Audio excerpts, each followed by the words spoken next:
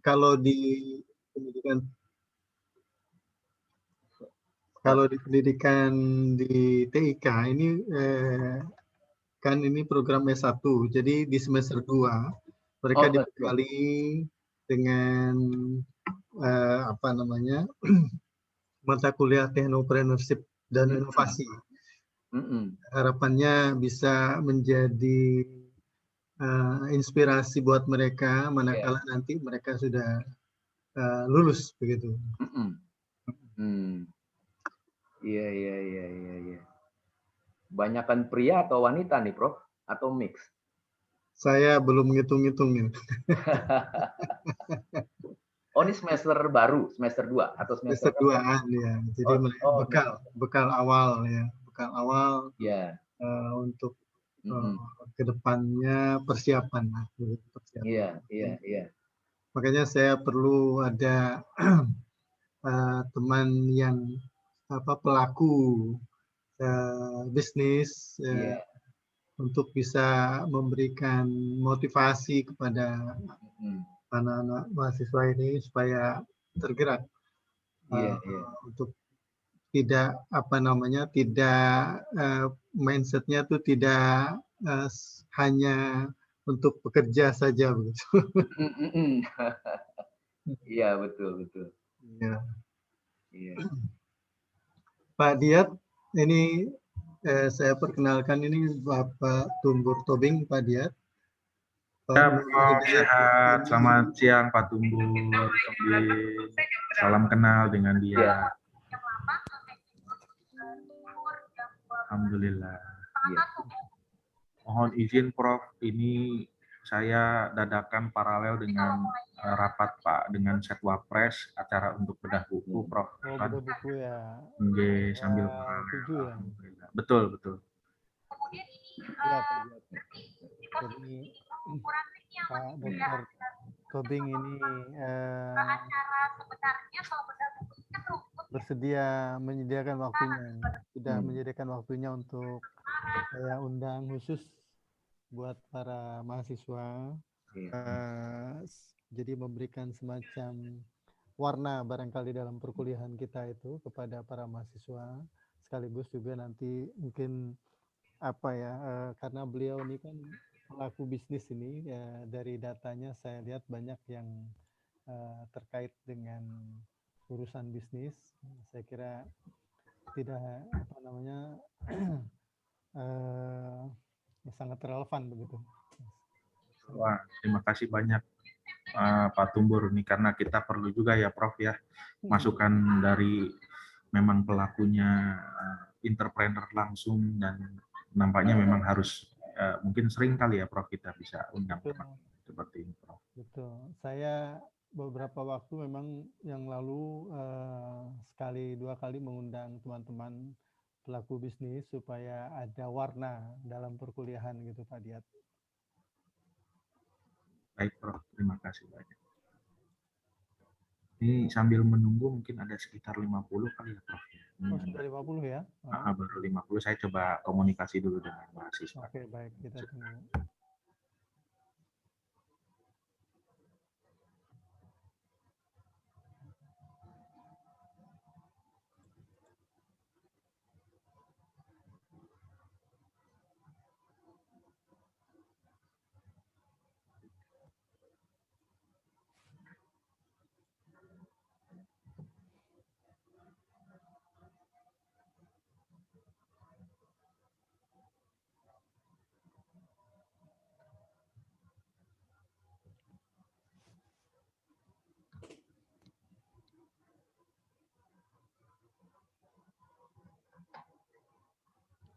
Ini di mana Pak Tobing? Di rumah apa di mana? Di rumah ini. Di rumah ya?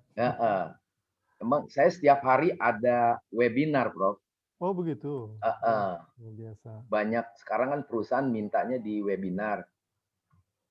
Saya dari Mei atau Juni lalu lah. Itu Senin terkadang sampai Minggu. Oh, begitu. Padat. Luar biasa. Baru yang ini saya atur-atur lah sejak bulan April saya mulai atur begitu waktunya. Ya, ya. Tapi kalau malam padat. Kalau malam ya. Ya udah padat. Itu. Kenapa mintanya malam ya? Perusahaan-perusahaan biasanya minta malam. Iya, karena mereka habis kerja kan, working from Oh, home. iya, iya, Jadi iya. mereka diutus lah begitu. Iya, iya. Atau saya juga ada komunitas. Ada juga sih teman-teman dari UNJ juga ikut setiap hari Jumat malam. Saya bilang Oh, komunitas Jumat. Saya buka untuk itu sejak November. Itu setiap hari Jumat seminggu sekali. seminggu sekali. Topiknya Oh, beda-beda. Ada pendidikan, ada teknologi, gitu. Jadi ada saya bahas. komunitas ya? Komunitas khusus atau apa?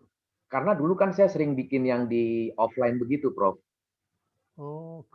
Jadi kangen lah nggak ketemu kan. Jadi tak bikin gitu. Antusias rata-rata bisa 20 sampai 40 orang. Oke. Gonta-ganti. Kadang-kadang dari Amerika juga datang orang-orang Indonesia lah. Iya, iya, iya. Hampir seluruh Indonesia hadir.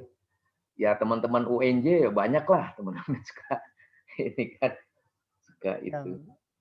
angkatannya Pak Tobing atau? Ya sama atau setahun di atas. Oh, malahan. Kan sering ketemu di mana di kafe teknik atau Blok M di situ. Ini pergaulannya. Iya, iya, iya. Jadi nggak putus ya? Iya, nggak putus, memang dengan nggak putus. Update terus. Update terus. Terus kita kan ada kumpulan ini, Prof, di WA Group yang kelas doktoral yang lulusan yang baru kemarin yang saya di wisuda itu Oh, gitu. tahun lalu ya Agustus ya. Itu ngumpul itu. Ada berapa ya saya lupa. Sama Pak Suryadi juga yang ini siapa-siapa lagi lah. Oh, gitu. Iya, jadi update terus. Saya kira Aneh. ini apa namanya hal yang baik ini ya, artinya Iya. paling tidak apa namanya sustain begitu ya. Iya. Jadi, teman-teman yang mungkin di lapangan berhadapan dengan situasi-situasi baru. Iya. Gitu. Saya kira ini satu hal yang perlu ditumbuh kembangkan ini. Iya benar. Cuma jadi nggak apa ya, nggak putus-putus ya dari pagi sampai malam kadang-kadang. Oh iya, saya begitu. Ini saya atur aja karena saya suka dengan mahasiswa kan. Saya udah diminta-minta untuk di waktu itu di mana ya, di UPH, lalu di mana waktu itu saya lupa, BINUS juga. Cuman saya waktunya disuruh full time ya susah saya. Walaupun saya nggak keliling daerah, ya keliling webinar. Dari Papua minta saya, dari Bali. Oke. Ajarin itu. Saya kira satu hal yang baik ini untuk bisa menjaga komunitas bidang ilmu ya terutama ya, untuk bisa berbagi begitu. Saya juga ada alumni, dulu kan saya di UPM ya, di Malaysia. Malaysia itu, iya. Jadi alumni kita tuh bikin kumpulan, lalu yang ada komunitas pengajian, ada iya, bagus. Iya. kumpul. Iya. Malaysia maju, Prof. Maju ya? Maju. Iya. Maju banget. Saya terakhir tahun berapa ke sana ya? Sekarang 2021, mungkin 10 tahun lalu lah, kurang lebih. Kalau ditanya dari mana, where are you come from? Indonesia. What? Indonesia. Aduh, saya bilang lah. Iya. Ya, kita saling menghormati aja lah. Ngapain debat. Tapi memang maju, kita akui lah. Iya. Saya 4 tahun di sana. Iya. Saya lihat memang kan mereka itu punya etnis yang besar-besar ya. Oh iya. Melayu, India ya. Kemudian Cina, India. Jadi apa ya, di satu sisi saling bersaing, di satu sisi lagi saling mendukung. Bagus juga saya kira. Iya. Kalau yang saya kaget sih waktu itu almarhum Prof. Muneri ajak kita yang ke Beijing, Prof. Studi banding sama Shanghai. Wah, itu kita terkesima dari landing sampai take off lagi pulang. Wah, itu nggak bisa dikalkulasi matematik. Maju sekali. Aduh. Perlu belajar lah sama mereka. Iya, betul. Ajaib. Ini sudah nampaknya sudah hampir full. Bagaimana kalau kita mulai? Oh iya, boleh. Pak Tobing? Boleh. Baik ya. Yes. Baik, Assalamualaikum warahmatullahi wabarakatuh. Selamat siang dan salam sejahtera semua para mahasiswa sekalian. Pertemuan kali ini agak berbeda. Saya mengundang Bapak Dr. Tumbur Tobing, yang saya kenal beliau itu salah seorang pelaku bisnis gitu ya. Nah, saya ingin ilmu beliau itu setidaknya disampaikan ke teman-teman adik-adik mahasiswa ya. Apalagi ini adik-adik mahasiswa ini kan termasuk generasi milenial yang barangkali ide-ide keinginan-keinginan banyak sekali ya, tetapi mungkin nanti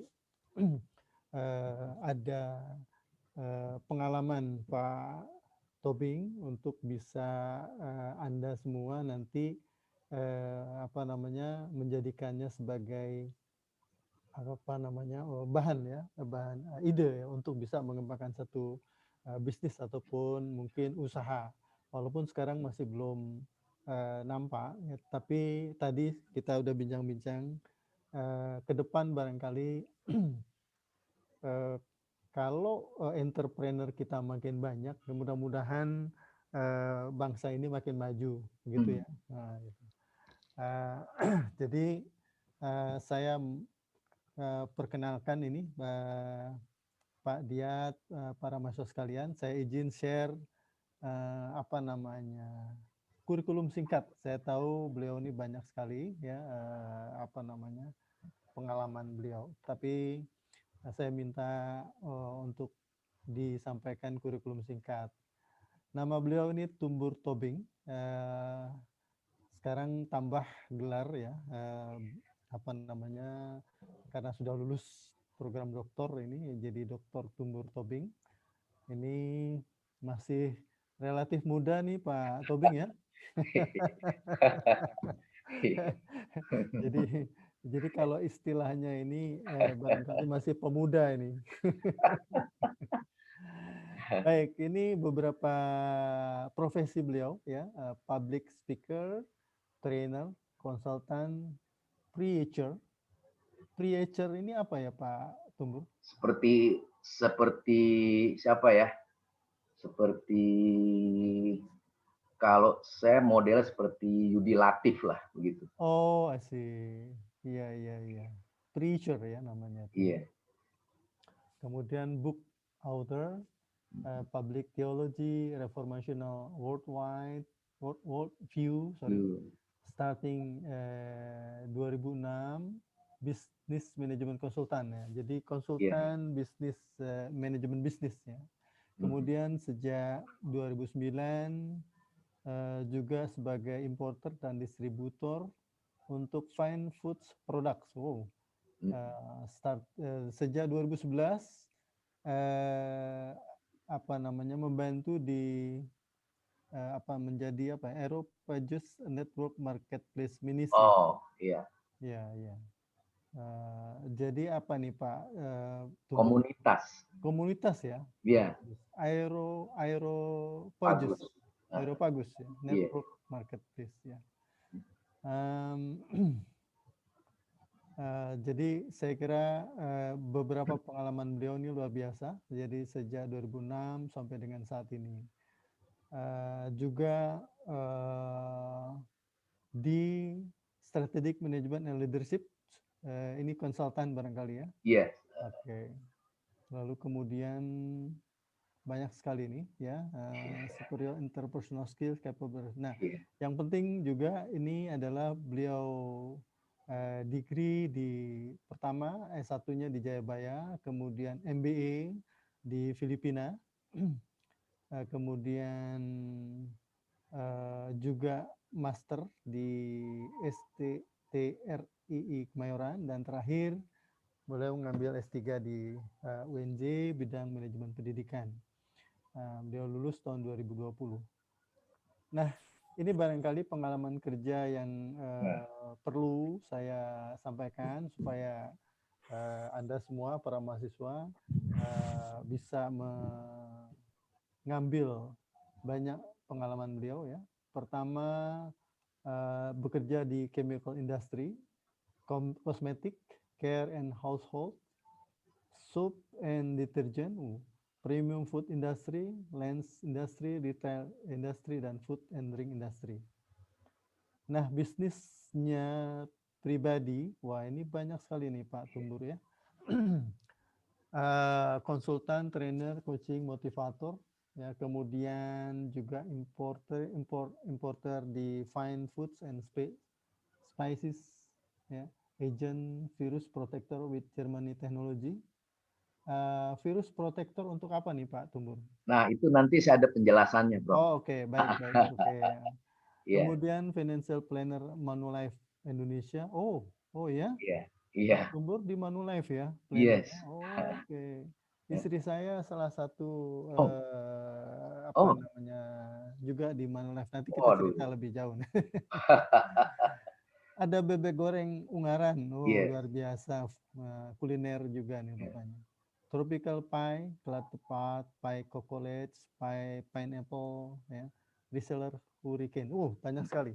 Jadi hari ini saya kira kita kedatangan orang yang tepat ya untuk para mahasiswa menjadikan inspirasi untuk bisa nantinya menjadi entrepreneur yang tentu mengelola menjadi owner, yang menjadi businessman misalnya ya. Saya kira saya tidak perlu berpanjang lebar. Nanti Pak Tumbur akan banyak menyampaikan. Saya minta beliau ini mata kuliah namanya Entrepreneur dan Inovasi Pak Dr. Tumbur. Sehingga barangkali ada hal-hal yang bisa mungkin untuk dijadikan pelajaran berharga buat mereka ya, dan mereka di bidang teknologi informasi ya. Jadi ini para mahasiswa teknologi informasi di pendidikan TIK namanya, teknik informatika dan komputer. Jadi harapan kami ya, Pak Diat dan saya, agar mereka mempunyai mindset yang lebih baiklah daripada kita generasi sebelumnya ini. Karena tantangan ke depan kan nampaknya juga makin kompleks gitu, sehingga perlu membuka wawasan, perlu menggeser mindset agar tidak sebagai pekerja saja misalnya, tapi juga bagaimana menjalankan usaha dan bisnis. Nah, para mahasiswa nanti tolong Anda juga aktif ya. Nanti mungkin Pak Diat kalau nanti sudah agak longgar bisa nanti memandu untuk mereka bertanya ya langsung, ataupun mungkin nanti kita kasih beri waktu tanya jawab.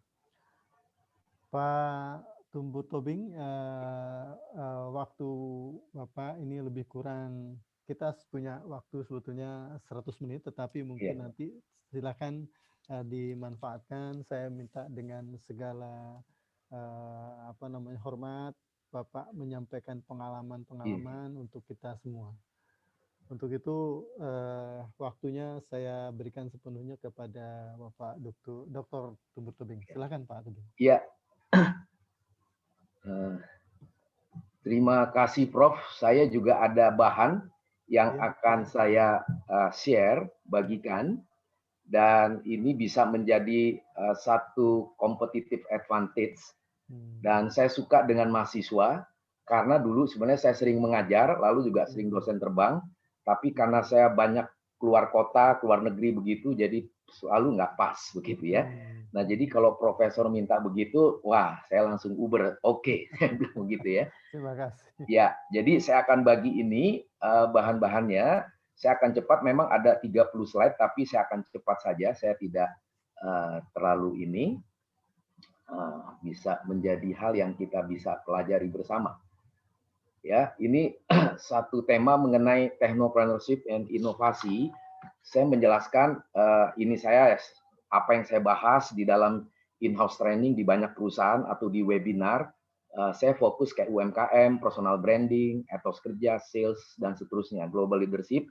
Banyak juga peserta dari luar negeri juga ikut begitu ya, baik orang Indonesia, terkadang juga ada bule begitu ya. Nah, saya akan bahas dulu di dalam topik yang dikasih sama saya secara singkat. Jadi saya menyoroti bahwa goals education in global investment ini sudah beda sekali. Nah, nanti saya akan bahas sedikit Elon Musk. Saya sudah bahas mengenai Elon Musk. Dia adalah tokoh yang saya kagumi, sangat-sangat saya kagumi, selain Jack Ma, Zuckerberg, dan banyak yang lain, begitu ya. Nah, jadi saya menyoroti begini, kalau sudah mahasiswa di dalam konteks abad 21, 3 ini satu hal yang sakral, nggak bisa diganti. Jadi we need smart people. Jadi kita butuh orang yang cerdas. Cerdas ini bagi saya nggak ada hubungannya dengan IQ. Dia bisa dikuras seluruh pemikiran dia dan selalu inovasi. Maka sesuai dengan tema ini, shaping and enhancing the lives of the next gen of global. Nah, ini menjadi satu, selain hanya sakral, tidak ada pilihan. Yang ketiga, kita sudah bernilai apa tidak di negara global ini. Karena dengan terjadinya COVID, saya bersyukur orang pinter muncul, orang yang males, orang yang tidak berkelas tergeser. Nah, ini banyak yang namanya PHK ya, banyak akhirnya sudah tidak bisa apa-apa ya. Ketiga, karakter moral and spiritual development student. Nah, ini perlu ya di dalam keagamaan masing-masing bagaimana sih menghasilkan sesuatu yang bernilai tinggi. Dan yang bernilai tinggi itu kalau kaitan dengan agama, misalnya Elon Musk segala macam, dia mengatakan I don't have any one religion, I'm a free thinkers. Itu jadi satu hal yang menarik. Oke, kita nggak usah perdebatin karena saya sudah 2 kali ke San Francisco, khususnya Silicon Valley. Jadi di Silicon Valley saya makan bersama dengan orang-orang Chinese yang masih umur 25, yang otaknya brilliant, orang India, orang Yahudi, orang Amerika. 4 bangsa itu makan siang di Silicon Valley restoran Chinese, itu saya aja gemeter begitu ya, jauh lah, kita jauh sekali. Apa yang dibicarakan di ruang rapat itu sangat fruitful dan berbicara tidak jauh dari teknologi, dari IT dan seterusnya, digital marketing, digital all things begitu ya, AI, Internet of Things atau artificial intelligence atau VR dan segala macam begitu ya. Nah, lalu saya menerobos begini nih. Jadi kalau bicara globalisasi itu persaingan sengit sekali. Maka competing with everyone. Jadi kita berkompetisi dengan semua orang di mana saja dan di segala tempat. Jadi kita ini harus paham dulu nih, everyone, everywhere, everything. Kalau tidak salah teman-teman umurnya kan 20 ya. Anak saya umur 20, saya bersyukur dia kuliah di Amerika, nilainya sekarang umur 20, rata-rata A semua. Saya juga bersyukur, wah lebih pintar dari papanya ini segala macam ya. Saya pengaruhi dia banyak baca buku dan dia bilang, Pak, di Amerika kalau nggak baca buku itu kick out, pasti nggak bisa ada pertanyaan. Jadi banyak baca buku diserap karena anak saya sama saya tuh terbiasa di rumah, karena kita lihat aja perpustakaan di kamar saya di lantai 3 ini ada 4.000 buku, belum jurnal segala macam ya. Saya belajar fisika walaupun saya nggak pinter ya, filsafat ya, manajemen dan segala macam lah begitu ya. Jadi anak saya bilang di Amerika itu tugasnya super banyak. Karena dia terbiasa, sekolah di Indonesia dari SD sampai SMA juga ketat sekali. Jadi di sana dia tidak kaget gitu ya. Justru dia cepat maju. Lawan dia itu ya sama-sama orang Amerika kulit putih, bule, yang memang sekolahnya agak private begitu ya. Dan orang-orang yang setelah lulus dari sana masuk ke Ivy League, misalnya ke Harvard, MIT segala macam. Dan sekolah ini anak saya mendapat rekomendasi dari Profesor Aziumazi Azra yang ada di IAIN Ciputat. Saya cukup dekat sama beliau, sering diskusi filsafat, diskusi pendidikan. Dia salah satunya kasih referensi buat anak saya untuk diterima di Universitas di Michigan di Grand Rapids. Dia bilang kepada anak saya, kalau kamu diterima di sana, kamu lulus S1, nanti kamu ngambil S2, S3, kamu akan tiru saya, bagaimana kamu bisa mendapat scholarship 90%. Papa kamu hanya 10%. Waduh, bersyukur anak saya diterima lah, begitu ya, dan berkompetisi dan hasilnya baik, sehingga dekannya mengatakan dia akan menjadi mahasiswa yang terus dimotivasi bagaimana dia bisa menggarap dirinya dan dia bersaing, dan bahasa Inggrisnya, bacanya dan semuanya, dan harus relation dan berkolaborasi, begitu ya. Jadi sekarang di Amerika itu sebenarnya, tapi ini bukan masalah politik ya, ini masalah realita. Kenapa Amerika mengatakan Donald Trump American First? Jadi American First itu Donald Trump ketakutan karena orang bule Amerika itu nggak mampu bersaing sama India, sama Cina. Karena semua perusahaan-perusahaan besar, mau teknologi, mau kedokteran, semua orang Cina, orang India. Itu dari manajer sampai presiden director. Itu mereka sangat pintar sekali dan mereka mau belajar. Nah, orang Amerika lulus SMA, kerja dulu. Ngumpulin baru umur 35 masuk kerja. It's too late, kata Donald Trump. Harus belajar, harus ini segala macam. Ya itulah. Nah, anak saya juga bilang begitu. Di Amerika, lihat contoh Elon Musk. Kalau ikut Elon Musk, berarti kita bisa maju diri sendiri, kita termotivasi. Nah, saya mencoba ini, point of view technopreneur ideas. Jadi, kita sebagai seorang mahasiswa, sebagai anak saya juga mengatakan itu, saya suka diskusi dengan ini, dia setuju. Seperti di Amerika itu kualitas nalar sama kualitas kreativitas itu sesuatu yang sakral. Itu sesuatu yang tidak bisa diganggu-gugat. Maka kualitas nalar, saya membuat ininya, itu perlu kemandirian dan inovasi. Nalar kalau nggak produktif, kita nggak mandiri. Maka kita sering copy-paste. Jadi di Amerika itu, kalau lihat Wikipedia, itu haram hukumnya. Dan semua dosen itu tahu kalau mahasiswa itu copy-paste. Jadi mahasiswa di sana, kata anak saya, harus sering bertanya dan diskusi yang produktif di ruang kelas.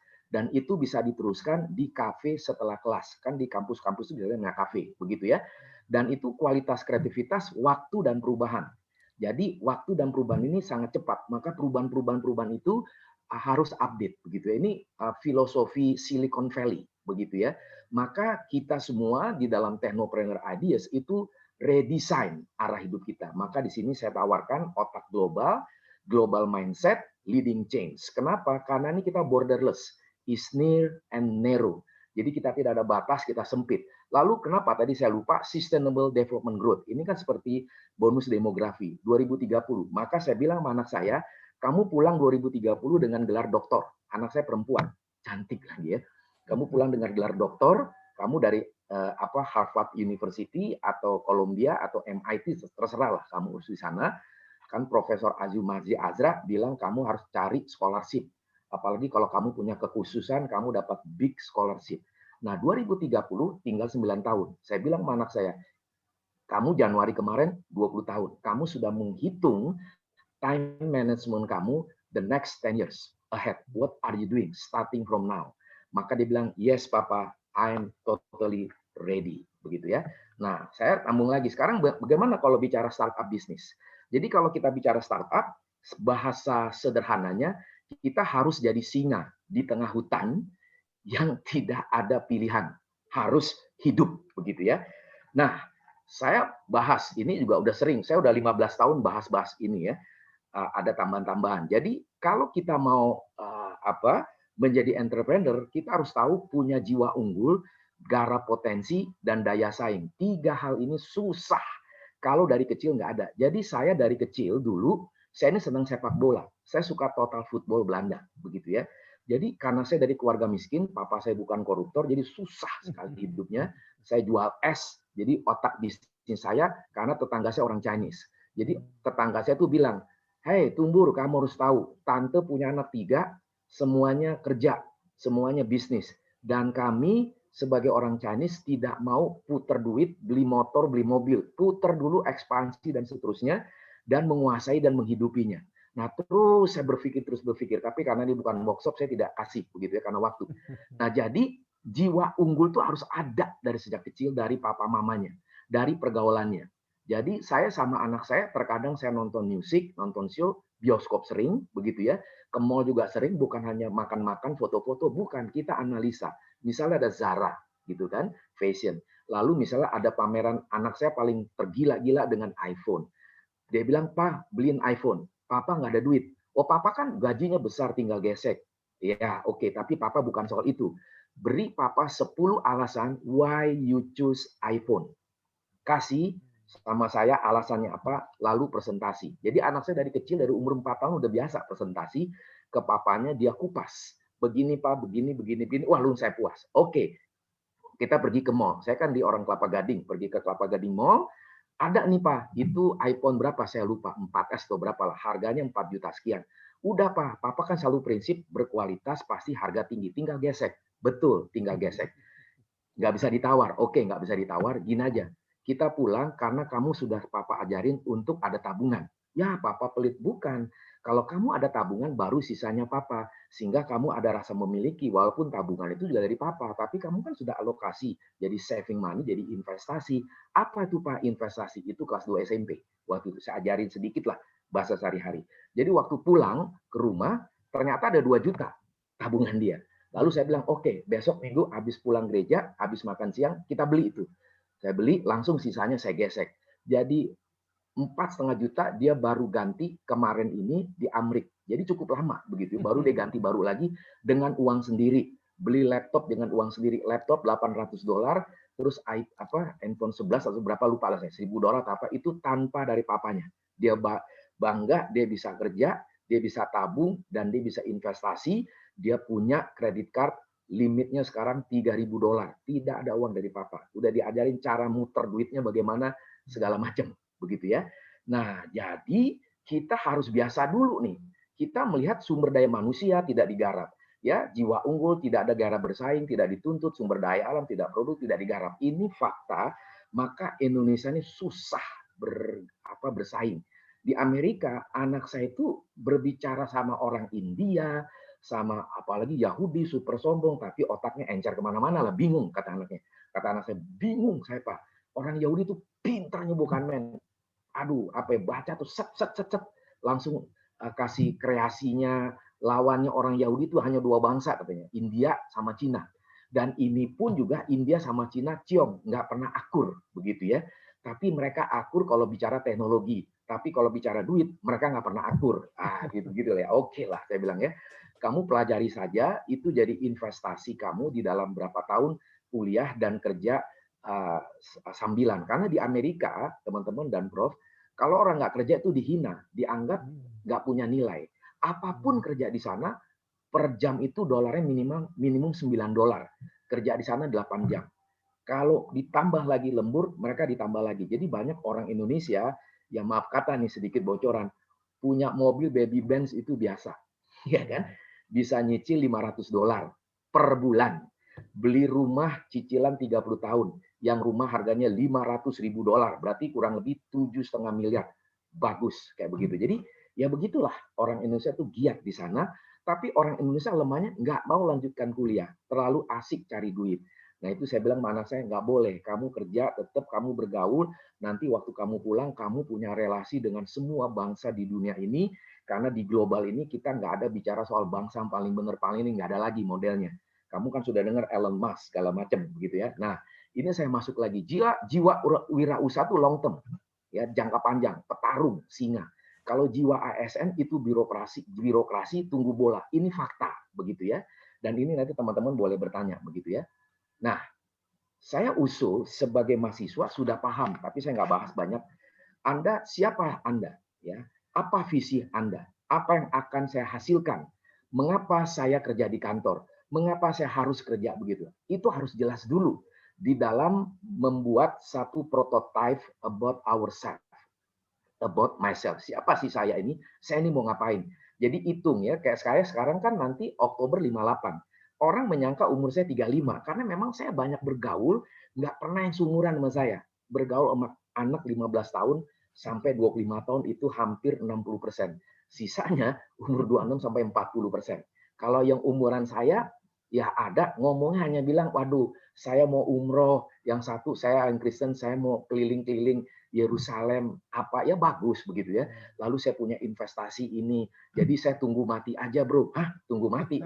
Kita nggak tahu kapan mati. Saya bilang kita harus fight, kita harus bertarung ya. Saya ceritalah sama almarhum profesor saya Muneri ke teman-teman saya waktu ke Beijing sama Shanghai, sampai kita tuh melongok, kita ngeliat kok bisa masuk negara komunis, mereka bisa hidup gitu ya.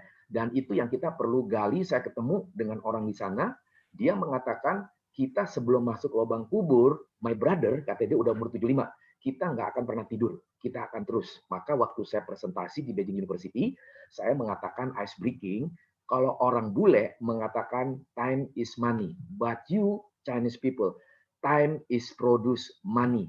Every wake up in the morning thinking how much money I will get it in one day. Langsung tepuk tangan semua. Kenapa? Karena saya bilang orang Cina kalau udah waktu bangun pagi selalu pikirnya berapa duit gue bisa dapat per hari.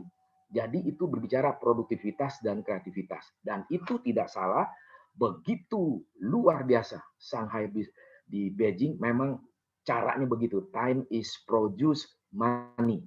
Kalau Western, time is money. Itu beda sekali di dalam memahami hidup. Nah, sekarang saya bahas ke dalam yang lebih mikro. Jadi kalau bicara startup ya, teman-teman, yang pertama, people with passion can change the world business. Semua orang yang sudah hebat, yang super selalu yang pertama passion. Kalau nggak ada passion susah. Yang kedua adalah dia mengatakan anytime is a good time to start. Nggak ada mengatakan nanti dulu, mood gua bagus dulu, nanti dulu, duit gua dikasih papa dulu, nanti dulu, begini. Nggak bisa. Mulai sekarang, jangan ditunda, begitu ya. Yang ketiga adalah dikatakan waiting for perfect is never as smart as making progress. Kita nggak perlu menunggu sesuatu yang stabil, yang bagus, nggak jalan. Ini aja COVID, saya udah bikin bisnis baru lagi. Saya lagi COVID, banyak anak-anak muda telepon, Bang, bisa nggak Bang? Bisa nggak Bang? Bisa apa? Saya mau ikut nih, peserta UMKM. Oh ya, oke. Tapi jangan teori aja ya Bang. Loh, gue nggak pernah teori. Melakukan apa yang gue hidupi, teorinya prinsip. Tapi yang gue mau minta kepada kamu, ini anak umur 22 loh. Saya mengatakan kamu harus besok setelah dengar saya, making decision what of the business you want to start. Saya bilang gitu. Kalau enggak, problem. Saya bilang mengatakan gitu. Percuma lu bayar sama gua, ya gua kasih lu juga nggak mahal-mahal. Tapi aku mau kepuasan batin kamu langsung berbuat bisnis. Jadi startup business itu adalah in faith and the one with the succeed no fear. Jadi kita nggak perlu takut. Kita ada keyakinan di dalam agama kita masing-masing. Kita percaya kepada Tuhan, kita nggak perlu takut. Kenapa saya bikin kalimat ini? Saya terinspirasi sama singa. Gila, saya bilang singa ini dia bisa startup bisnisnya, cari mangsa, dan dia beranalisis. Maka if you don't have competitive advantage, don't compete. Jadi kalau kita tidak ada satu keunggulan, kita nggak mungkin bisa berkompetisi. Ya, nanti teman-teman bisa tanya, saya cepat. Nah, jadi nilai potensi yang belum digarap di Indonesia 4 ini masih gede sekali. Yang paling sekarang ada COVID, saya banyak teman-teman saya itu sarjana pertanian. Undang saya jadi pembicara UMKM. Ya, istri saya, tadi saya lupa, kita sedang garap pohon vanila atau vanila. Kita mau ekspor, kita tahu nilainya berapa. Karena dulu istri saya direktur satu perusahaan impor. Maka kita sering impor sekarang gitu ya. Itu vanila itu 1 kilo sekian X rupiah, juta rupiah. Dan yang paling besar itu adalah di Madagaskar, nomor 2 di Indonesia. Tapi problemnya Indonesia, otaknya nggak tajam. Apanya? Bukan idiot. Jiwa bisnisnya nggak ada. Males tenan. Begitu ya. Itu yang akhirnya dihantam sama Madagaskar, dihantam sama Malaysia, dan seterusnya ya. Jadi pertanian itu besar sekali dan belum digarap. Begitu ya. Saya pergi ke IPB, saya sama istri saya lebih ngerti pertanian daripada insinyur, doktor pertanian yang ada di IPB. Jadi kita beli ini begini, kita analisa gini, akhirnya kita dapat harga yang murah karena mereka respect, karena kita tahu detail pohon apa yang kita mau beli dan bagaimana caranya, dan kita tidak ada latar belakang pertanian. Istri saya itu arsitek, hukum, ya, bisnis saya bisnis, begitu ya, purely bisnis, dan saya suka mengajar gitu ya. Dan karena kita belajar otodidak dan kita lihat YouTube itu sangat fruitful. Indonesia lihat YouTube cuman lihat hoax, hate speech, viral, nggak salah tapi nggak perlu gitu loh. Jadi saya sama istri dalam hal ini belajar, misalnya Kalau pertanian di mana? Kalau ini teknologi di mana? Kita pelajarin, bahkan kita kontak dengan Harvard University, para profesor. It's easy, nggak susah, nggak ada itu birokrasi. Waktu 2017, saya ke Chicago, ke Manhattan, Boston, saya nggak perlu pakai janji. Saya yakin I'm Indonesian people. Jadi waktu datang ke sana, saya ketuk pintu, ini di mana, bagian admission, bagian apa, segala macam. Where are you come from? From Indonesia. Where? Jakarta. Bali, oh ya Bali, apa segala macam, ice breaking, lalu saya ngomong, langsung dikasih 1 jam mereka presentasi. Padahal saya nggak ada janji. Bule tuh paling nggak suka, karena bagi mereka time is money. Tapi karena kita tulus, kita ingin belajar, mereka ajak keliling, belajar di MIT juga begitu, di Harvard, seterusnya. Jadi kita orang Indonesia harusnya berani di dunia global, jangan diem, bablas aja. Kita yakin, kita banyak tanya. Sehingga waktu ditanya saya di tes filsafat, saya bahas, diskusi, psikologi, bisnis, segala macam, jalan itu. Jadi mereka tepuk tangan berapa profesor. This is first time Indonesian people like you, Mr. Tom. Saya nggak bisa dipanggil Tumbur, jadi dari dulu saya dipanggil Tom, supaya gampang lah begitu ya. This is the first time I heard from you together with your wife and your daughter. Your daughter is so pretty, segala macam lah ya. Karena istri saya mungkin cantik begitu ya. Nah itu jadi saya bilang, itulah satu rahasia bagaimana potensi itu kita garap, kita gali. Kuliner, jasa, saya udah banyak bahas ini secara detail ya. Nah, singkatnya adalah gali ide bisnis. Ini secara singkat. Tipe saya dari dulu begitu, karena saya bergaul dengan orang Chinese, begitu ya, tetangga saya, begitu ya. Dan papa saya orang kantor PU. Saya ini nggak bisa jadi menteri karena jujur, pinternya bukan main, begitu ya. Jadi digeser segala macam. Keluar negeri, di sekolahin selalu nilainya A semua. Pulang hanya kerjanya di kantin begitu ya. Tapi papa saya nggak korupsi, nggak stres, dia terus saja kerja, ada masalah dipanggil lagi Bapak Tobing segala macam. Setelah itu pensiun, dia nggak mau perpanjang, ditarik sama World Bank. Baru disitulah gajinya nggak bisa masuk di kantong, lebih gede dari gaji saya yang waktu itu baru tamat MBA gitu kan. Kalau dulu pegawai negeri kan masuk di dompet masih bisa. Tapi saya waktu tamat jadi MBA, gaji saya besarnya bukan main begitu ya. Berkompetisi segala macam. Jadi waktu papa saya di World Bank, berapa gaji kamu? Papa berapa gajinya? Papa adanya di BCA, nggak muat di dompet papa. Kita ngerti lah begitu ya. Jadi papa sama anak saling bersaing berapa gajinya waktu itu, almarhum sudah ya. Nah jadi saya selalu mengatakan lihat, pikir, trial error, sampling, feedback, test market, pilot project. Ini harus tidak boleh dilanggar, basic. Nah tapi detailnya bagaimana itu perlu dilatih dengan rupa ya. Saya cepat. Nah, kendala UMKM, rekrutmen. Ini pengalaman saya ya. Dan konsistensi dilakukan, masalah penjualannya, supply-nya. Bisnis mandek gulung tikar, diserbu pesaing. Kenapa? Karena mereka nggak mau pelatihan, mau langsung jualan, nggak bisa. Saya sudah banyak keliling Indonesia di kampus Unsrat, di mana lagi banyak lah UGM ya, dan seterusnya USU, di mana lagi Unpad, IPB juga ada. Waktu saya diminta jadi pembicara. Nah, karena saya pelaku bisnis dan juga tahu strateginya gimana, ya mereka syukur alhamdulillah begitu ya. Saya nggak pernah pakai tes, langsung saya tulis begitu ya. Banyak juga nelayan-nelayan yang ada di Sulawesi Utara, apalah inkubator segala macam saya ajarin. Jadi kalau orang profesional saya pakai bahan seperti ini, tapi kalau orang umum saya hanya pakai whiteboard, tulis segala macam, lalu case study, lalu workshop, dan fact finding dan seterusnya begitu ya. Dan ini yang keempat, nggak ada laporan pembukuan kas sederhana ya, nggak suka orang Indonesia baca analisa. Ini satu perusahaan mengundang saya lagi waktu itu di webinar, dia pemiliknya ini orang Chinese Padang, Muslim yang sangat religius. Ketemu saya, dia masih muda, dia mengatakan kita kontrak Pak Tumbur 1 tahun untuk garap anak buah saya itu para insinyur lulusan ITB, Unpad, sama UGM, orang-orang top kelas begitu. Jadi saya harus didik mereka di dalam mengembangkan jiwa bisnis dan bagaimana menganalisa stok dan membaca laporan dan cabang-cabang di seluruh Indonesia dan segala macam. Nah ini orang Indonesia secara umum ya nggak cepat puas, tidak ada daerah ekspansi, memperluas, nggak ada program IT sederhana yang platform segala macam ya, tidak ada rencana kelola setiap hari dan seterusnya. Karena cara memulai bisnis bagaimana? Ini saya buat 3 hal ya. Yang pertama itu masalah ide, baru plan langsung action. Jadi teman-teman kalau udah dengar hari ini, kalau nanti mau ikut pelatihan saya itu bisa diatur saja begitu ya. Yang saya mau masuk gini, saya bukan promosi gitu ya. Saya banyak sekali udah keliling di Indonesia hampir 50, bukan provinsi, 50 kota di Indonesia. Itu orang Indonesia selalu kalau mau startup, how much you money have? Saya bilang enggak. How much your ideas? Itu dulu. Duit itu belakangan, karena ide itu susah. Ya, karena ide itu mahal sekali, sangat mahal. Jadi 6 alasan mau jenis usaha apa? Apa yang kita kuasai? Yang kita sukai apa? Modal kah? Jangka pendek, jangka panjang, potensi darah, orientasi ekspor. Nah, sedikit saya bocorin lah, tapi nggak terlalu rahasia ya. Itu orang Manado potensinya banyak sekali. Pariwisata dan lain sebagainya. Tapi orang Manado itu tidak suka mulai bisnis kalau nggak ada duit. Jadi saya bilang, berapa you mau mulai bisnis? Oh ya, Pak Tumbur, kita harus punya duit modal dasar 100 juta. Saya bilang, ngapain 100 juta?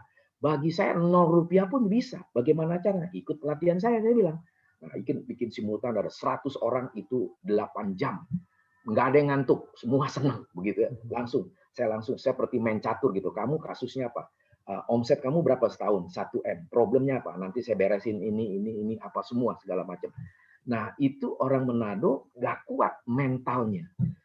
Izinkan saya untuk bocorkan, mental yang kuat itu orang Makassar. Waduh, saya kalau mau orang Makassar, saya udah seperti Raffi Ahmad, ditunggu-tunggu begitu ya. Mereka luar biasa. Sama problem lagi orang Batak di Sumatera Utara. Saya orang Batak tapi lahir besar di Jakarta. Jadi saya nggak ada jiwa Bataknya begitu ya. Jadi justru saya jiwa Chinese-nya, karena mama saya ada Chinese-nya, ada Manado-nya. Kalau papa saya asli Batak, istri saya Manado Chinese, maka istri saya cantiknya luar biasa begitu kan. Nah, jadi di situ ya susah untuk memulai.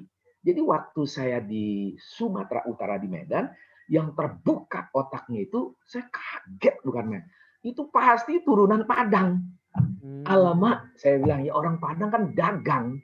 Saya bilang orang Padang tuh dagang, di mana aja dia hidup seperti orang Chinese gitu loh. Mekar itu tanah, bukan lautan, hanya kolam susu, kata lagu Kus Plus ya. Bisa sama orang Padang begitulah. Nah, itu yang satu hal yang potensi yang perlu kita gali lah, dan seterusnya. Ya, ini secara umum saja gitu ya.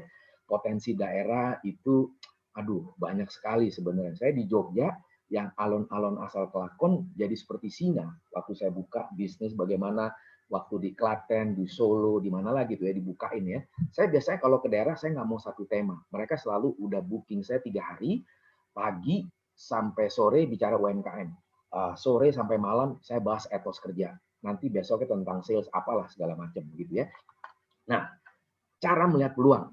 Cara melihat peluang itu ada 3 hal. Saya terinspirasi dengan pemain idola saya. Bagi saya dia the best. Even Ronaldo, Pele kalah lah sama dia. Dia lengkap filsafatnya, permainannya, strategi, otaknya, jadi pelatih. Itu menginspirasi siapa namanya pemain Barcelona. Ya, dia juga mantan pemain Barcelona jadi gede dari dia.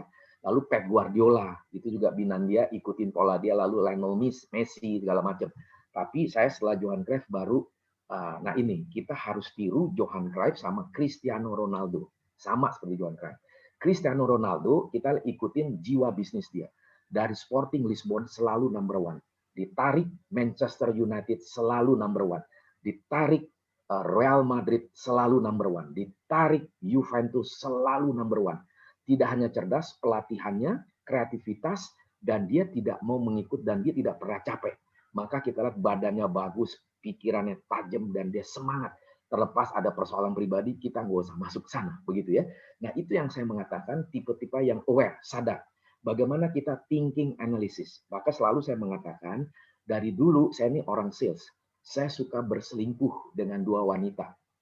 Anda harus tiru saya. Kenapa? 2 namanya, Ana sama Lisa. Digabung analisa. Itu maksud saya ya. Jadi orang sales, orang bisnis itu harus beranalisa. Berpikir, beranalisa, dan membaca informasi. Saya baru membahas tentang digital marketing. Bagaimana, dan juga di management revolution di dalam banyak perusahaan.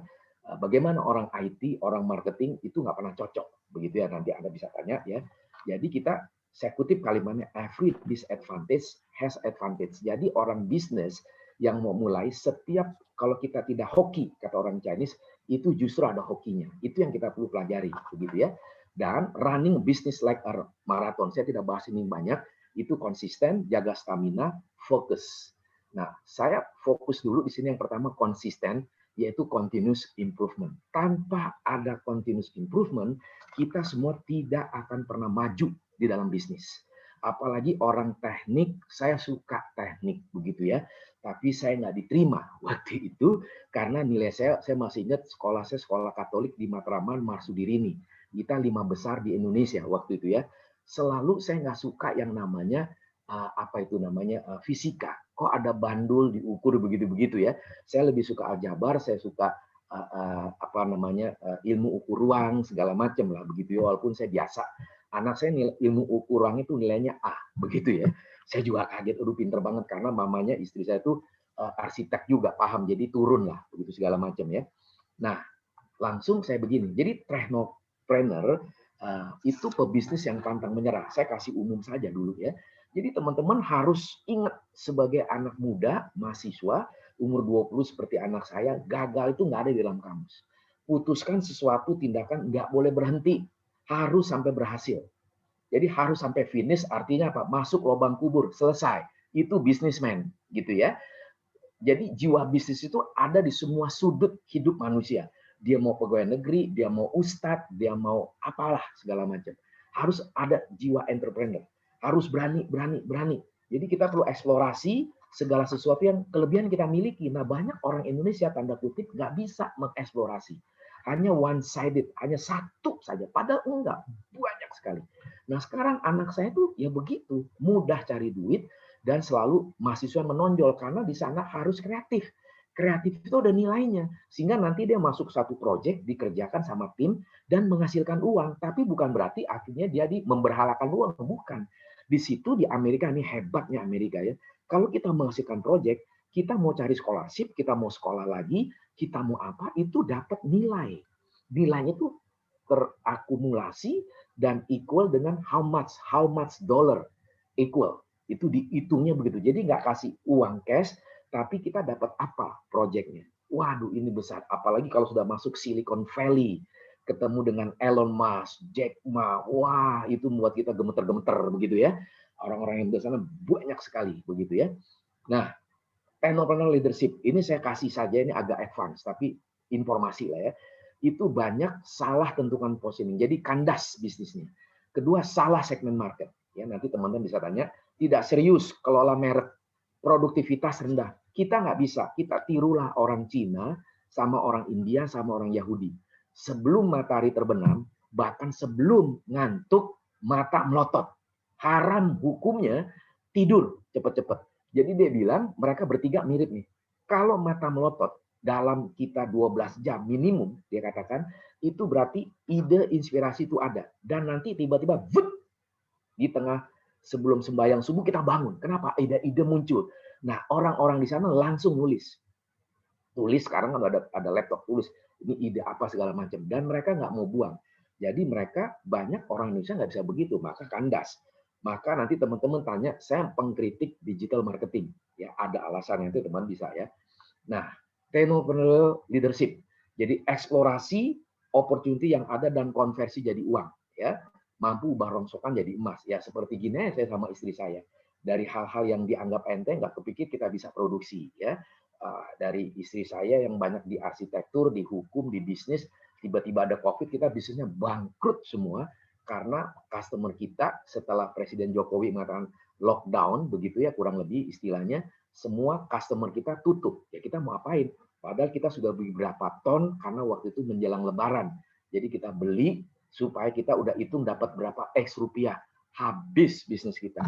Gitu loh. Tapi ya itu resiko. Maka kita berpikir cari hal-hal baru. Nah, maka bersyukurlah ya. Jadi kesulitan itu bukan akhir. Nah, sekarang saya kasih studi kasus. Ya, studi kasus. Saya Tesla. Ini seorang bisnismen yang saya kagumi yang namanya Elon Musk. Saya baru bahas itu, membuat geger para peserta, umurnya 23 sampai 25 tahun. Nah, itu saya bisa dibantu untuk buka video sedikit mengenai Elon Musk. Silakan. Saya sudah ditemani sama istri saya tadi. Saya minta dia bantu. Silakan.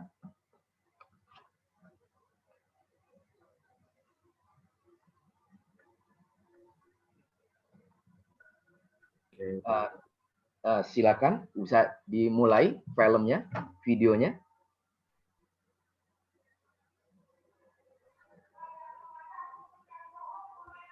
Oh, tolong dikasih co-host. Iya, ke siapa Pak? Mohon izin Pak. Namanya dibikin siapa ini? Sisi atau Tumbur kali, atau Tosi. Oh, Tumbur Tobing ya Pak, yang dua. Oke, saya buat jadi co-host Pak. Iya, sorry. Ya. Sudah Pak, monggo. Sudah, oke.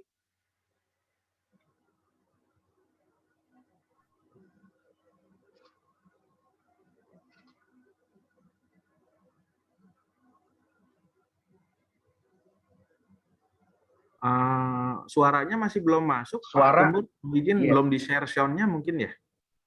Iya. Sebentar. Ya, sudah masuk. February 6th, 2018, Elon Musk launches the world's most powerful active rocket, catapults his Tesla sports car into space, and vertically lands 2 of the rocket boosters simultaneously. For most engineers, this extraordinary feat would be the pinnacle of their career. But for Elon Musk, it was just a Tuesday. It's really crazy that we build these sophisticated rockets and then crash them every time we fly. This is mad. When he's not launching rockets, the entrepreneur can be found running a futuristic electric car company, selling flamethrowers, plotting a super-fast underground transport system for Los Angeles, and even offering assistance in foreign emergencies. It's perhaps no wonder Elon Musk was a source of inspiration for Robert Downey Jr.'s billionaire business magnate come superhero, Tony Stark. Born in South Africa to a Canadian mother and a South African father, Musk was a voracious reader, and age 9 even turned to the Encyclopedia Britannica when he'd run out of books. An unusual, introverted child, he was bullied, once so severely that he was hospitalized for a week. But this didn't hinder his pursuit of knowledge. By the age of 10, he'd taught himself computer programming. By 12, he'd made a video game and sold it to a magazine for $500. You can still play Blastar online. Musk's empire began in 1999, when he and his brother Kimball sold their software company, which provided city business guides to newspapers. Aged just 27, Musk reinvested his $22 million windfall into X.com, a company which promised to revolutionize how we transfer money. A company you may now know as PayPal. When eBay acquired PayPal in 2002, Musk took home $165 million.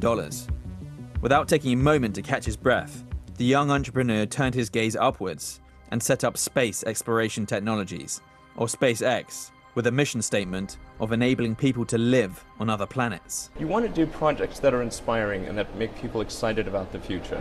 Life's got to be about more than just solving problems. You want to get up in the morning and say, yes, I'm looking forward to that thing happening. 2 years later, he directed his disruptive thinking to renewable energy, and in 2004 set up the electric car company Tesla.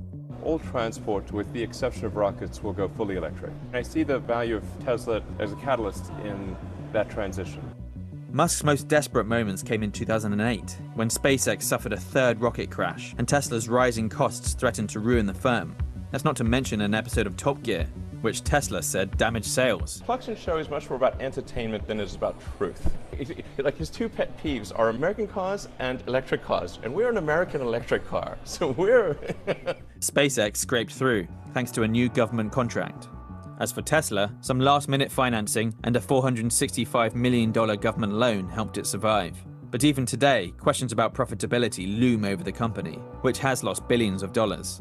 Musk himself is no stranger to controversy. His baseless allegations against a Thai cave rescuer sparked a libel case, and his 2018 tweet about taking Tesla private and a very public but legal toke of marijuana on a YouTube podcast displayed his somewhat cavalier attitude towards shareholders. But the future does look exciting, as the eccentric engineer plans the first moon journey by humans since 1972 with billionaire passenger Yusaku Maezawa. And this is really just another stepping stone to Musk's ultimate goal, to reach and colonize Mars and beyond, a plan which he says could happen as soon as 2024. Either we are a multi-planet species and out there exploring the stars, or we are a single planet species waiting around for some eventual extinction event. It's really that personally I find more motivating. Going and setting up a base on Mars would just be the greatest adventure ever.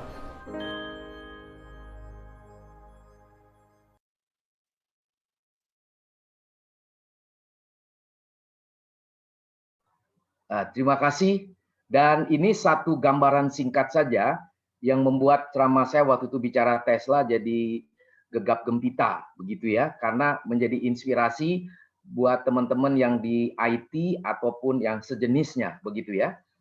Saya meneruskan lagi. Jadi kalau kita dengar tadi secara singkat, intinya siapa namanya nih, si Elon Musk dari umur kecil udah otak dagangnya dan teknologinya luar biasa. Jadi otak dagang digabung dengan teknologi itu menjadi satu inovasi yang bernilai tinggi. Jadi bayangkan dari umur 10 tahun sampai sekarang dia kurang lebih hampir 50 tahun. 40 tahun space and time dia begitu produktif dan begitu bernilai. Terlepas ada hal-hal yang lain begitu yang negatif dan seterusnya ya. Itu membuat satu kemajuan teknologi yang luar biasa. Saya sedikit membocorkan saja sebelum saya masuk yang terakhir ini. Elon Musk itu menginspirasi filmnya Jennifer Lawrence, Passengers. Nah, teman-teman bisa nonton nih yang muda-muda. Filmnya udah tahun 2016 kalau nggak salah, atau 2018 gitu ya. Itu waktu saya nonton film juga, waduh, luar biasa. Jadi semua manusia nanti di setting, dibikin mereka pindah sebagian di Mars, sebagian di bumi. Oke lah, kita nggak bahas itu ya. Itu luar biasa. Begitu saya udah bahas itu ya. Nah, itu yang menjadi satu titik puncak seseorang di dalam dia melihat satu kesempatan dan membangun satu bisnis. Jadi bisnis itu nggak hanya orang-orang yang katanya memikirkan uang. Justru di abad 21 yang namanya inovasi, teknologi, itu harganya mahal sekali. Jadi kalau bisa ambil IT itu jangan hanya sekedar data entry. Udah harus lebih, itu nilainya luar biasa. Begitu ya. Oke, anyway, jadi strategi inovasi Tesla. Jadi bagi mereka inovasi itu jangka panjang. Dimulai kapan? Hari ini. Nah itu tadi juga saya juga kaget prinsipnya seperti itu. Saya juga begitu ya. Kapan mulai bisnis? Hari ini. Jangan ditunda, nanti hilang begitu ya. Jadi inovasi itu improvisasi ketika produk launching, diluncurkan di pasar lalu dipakai oleh customer. Jadi konsep dasar sudah ada, lalu dijalankan, diperbaiki waktu kita sudah edarkan di pasar. Jangan tunggu dulu sampai sempurna seperti saingannya misalnya kalau mobil dengan Toyota. Toyota hebat begitu ya. Tapi dengan abad 21 nanti makin tergeser dengan Tesla. Tesla yang penting dia punya ada konsep dasar, diperbuat, diperbaiki dengan pakai artificial intelligence, dan mereka tidak tunda-tunda kalau nanti ada kerusakan, ada apa. Nah ini pertama kali Tesla seperti itu. Tapi akhirnya nggak pernah bertahun-tahun, langsung bergerak. Jadi bertindak duluan, berpikir menyusul kemudian. Artinya bukan berarti nggak ada pikiran, udah ada konsep dasarnya ya, lalu diproduksi. Tapi bertindak duluan artinya apa? Dia catch the moment, ambil kesempatan itu untuk tangkap yang namanya market, customer. Nah itu nanti ada kaitannya sama marketing, begitu ya. Nah kenapa nanti Elon Musk mengatakan marketing harus kuat? Nah jadi membuat kesalahan sepanjang perjalanan tidak membuat Anda dikenai sanksi. Namun gagal mengupayakan inovasi akan berubah bagi Anda akan dipecat. Nah Elon Musk suka memecat pegawainya yang pasif. Jadi dia mau pegawainya itu kreatif dan inovasinya terus-menerus. Datang ke kantor inovasinya apa? Datang ke kantor apa hasilnya? Segala sesuatu harus update. Maka dia budaya perusahaan ini orang-orang yang di Silicon Valley sama dengan Mark Zuckerberg yang lain-lain yang sejenis ini, geng-gengnya itulah ya. Jadi budaya cepat, kerja cepat, tak tak tak tak tak gitu. Radikal dalam arti perubahan. Jadi revolusioner gitu ya. Launching, kemudian improvement. Jadi ini harus sejalan begitu ya. Jadi Tesla itu selalu connected-nya kepada software. Jadi sekarang teman-teman di sini harus bermain platform, harus bisa. Maka orang-orang di sana, Tesla ataupun di Silicon Valley, filosofinya move fast, cepat bergerak, and break things. Jadi break things ini adalah lawan SOP. Jadi kalahkan SOP bukan berarti SOP itu dihina-hina, standard operating procedure. Karena kita mempunyai ide yang baru, maka break things. Jadi mereka lebih mengatakan kesalahan nggak apa-apa, dapat kesalahan nggak apa-apa, learn faster. Jadi salah tapi perbaiki dengan cepat. Jadi launching segera, nanti ada persoalan kita akan dengar dari customer, kita perbaiki. Jadi semuanya by condition. Jadi dia tidak mau semuanya selalu sama begitu ya. Jadi Elon Musk itu seperti anak saya bilang, dia orang di Amerika tuh sangat heroik buat anak-anak yang umur seperti dia, umur 18 sampai 30 tahun. Jadi kalau mau seperti Elon Musk, mereka ada kebanggaan tentang visi ke depan, inovasi dan kreativitas. Maka future work style. Jadi selalu disruptive innovation. Jadi kalau itu nggak ada ya susah. Kuncinya apa? Lihat dunia dengan cara berbeda, tabrak inovasi. Lalu tabrak buat inovasi. Nah, ini saya kutip kalimatnya agak mirip apa yang saya katakan ini, karena saya pernah bahas mengenai Steve Jobs. Creativity is just connecting things, sebenarnya connecting dots. Maka kenapa HP dia itu hanya satu dot saja untuk bersimbiosis dengan semua sudut, menjadi bukan lagi puzzle, menjadi mozaik. Nah, ini yang penting. Jadi kekayaan perspektif yang tidak ternilai itu perlu sekali buat teman-teman yang masih muda ya, tambah wawasan, mampu analisa trend opportunity. Nah, saya bersyukur anak saya sudah masuk ke Silicon Valley habitual ataupun cultural Silicon Valley. Jadi semua anak-anak muda di sana, seperti anak saya umur 18 sampai kayak gitu tuh udah terbiasa dengan Elon Musk dan mereka mau cepat persaingannya di sana. Jadi bisnis modelnya saya tidak banyak di sini adalah di namanya inovasi itu ada dua di dalam korporasi. Saya tidak terlalu dalam, hanya informasi saja. Itu namanya Organization Ambidexterity Corporation.